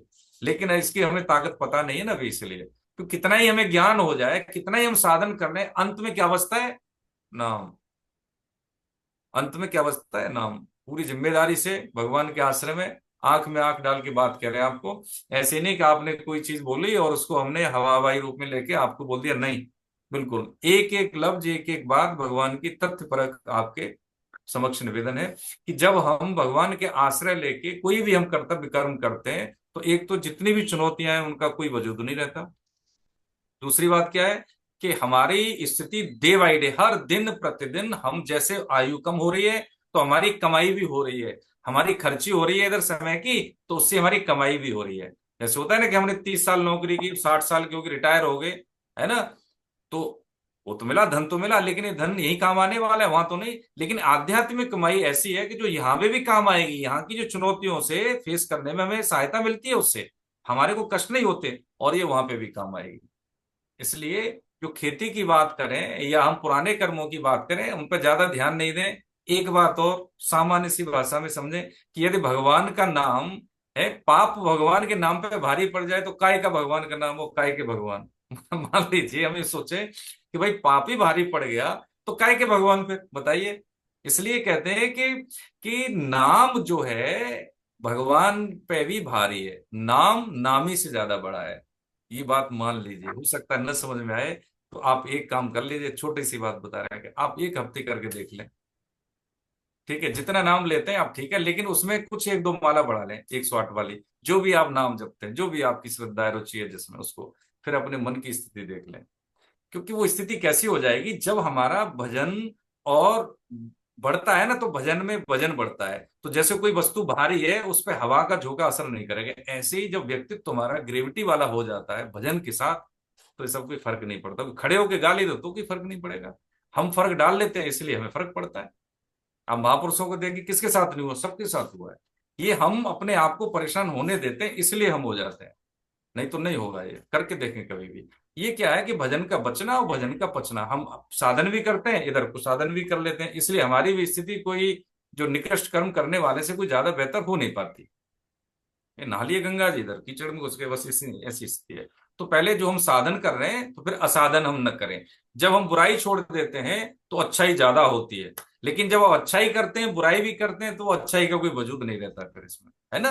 दूध बहुत सारा है, उसमें एक बूंद नींबू डाल दीजिए प्रभु जी, दूध दूध नहीं रहता, फिर उसमें से काय की मलाई निकलेगी, फिर बताइए निकलेगी मलाई? नहीं निकलेगी। बस ऐसी सी बात है, बस इतनी सी।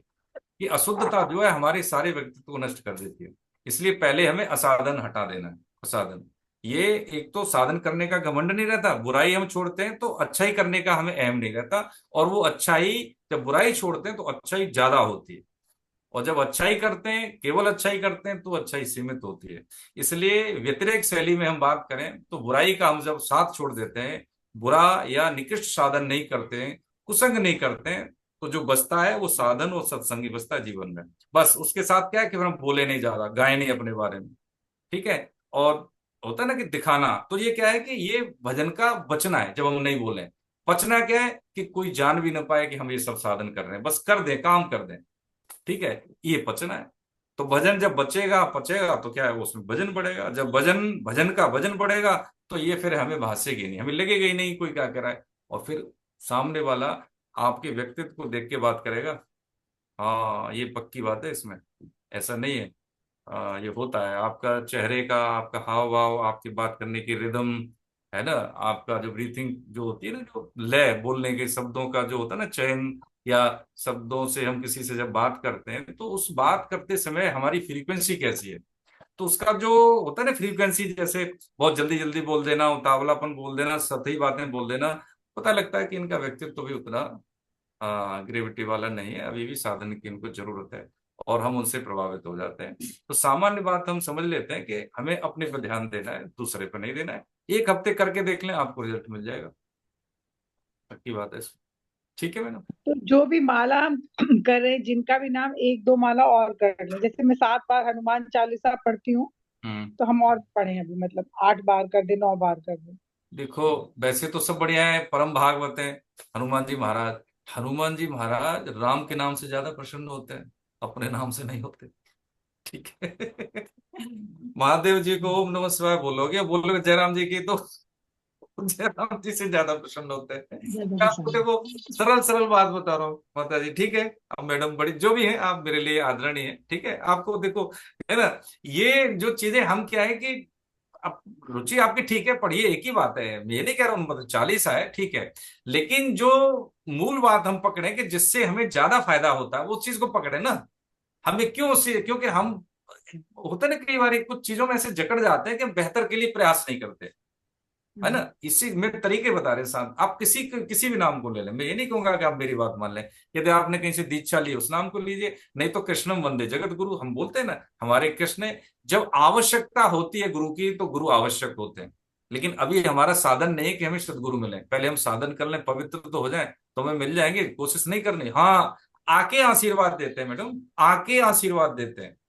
हाँ, इसलिए क्या है कि पहले हम स्पष्ट अपने दिमाग को स्पष्ट कर ले, हमें स्पष्ट चीज होनी चाहिए कि हम करने क्या वाले हैं, क्यों करने वाले हैं, ठीक है। ये हमने बांट लिया हनुमान जी, ठीक है, हनुमान जी का जाप करिए, लेकिन हनुमान जी प्रसन्न किससे होते हैं? राम के नाम से, है ना, प्रसन्न होते हैं। आप उनसे अनपायनी भक्ति मांगिए कि प्रभु, और भगवान का वचन है उनके लिए कि भाई हनुमान जी जब तुम हो तब तक, कलयुग में आप रहेंगे अंत तक, और आप जहां जहां मेरे नाम के भक्तों को कष्ट है, वो कष्ट को दूर करेंगे और मेरे नाम की महिमा गाएंगे। तो जहां भगवान का नाम है वहां हनुमान जी है, आप उसी को करिए, कोई दिक्कत नहीं। आप जिसका पाठ कर रहे हैं उसी को करिए, बढ़ा लीजिए उसको थोड़ा सा, और ये बढ़ा लीजिए कि प्रभु कहा कि मेरे हृदय में शांति नहीं है, मैं नित्य निरंतर आपको ही भजूं, मेरी दृष्टि आप पे ही रहे, मैं घर का काम करूं तो आपका ही करूं, बच्चों के लिए खाना बना रही हूं तो आपका ही भोजन प्रसाद बना रही हूँ, झाड़ू पोंछा नौकरी व्यवसाय जो भी कुछ कर रही हूँ मैं आप ही के लिए कर रही हूँ। जो मेरा काम है ना सुबह से लेके शाम तक, सोने से लेके जागने तक, जागने से सोने तक, वो आप ही के लिए सब मैंने अर्पित कर दिया, होगी छुट्टी। और जो भी समय मिले तो भगवान का भजन कर रही है, इससे बढ़िया कोई काम नहीं है। कोई टिक नहीं पाएगा, इनका कोई वजूद थोड़ी है, इन सबका कोई वजूद नहीं है, बिल्कुल कोई वजूद नहीं है इन चीज का। आप खुद समर्थ होंगे इसमें, और ये सबका सवाल है, ये आपका ही नहीं है, हम सबके साथ ऐसा होता है। आपको क्या लगता है कोई हम में से बेटा इसके साथ ऐसा नहीं होता? एक भी नहीं होगा ऐसा। क्या भगवान के साथ ऐसा नहीं हुआ? बताइए। माता जी कैकेयी है, बताइए। मामा कंस, उसके 6 भाई मार दिए उनके, बताइए।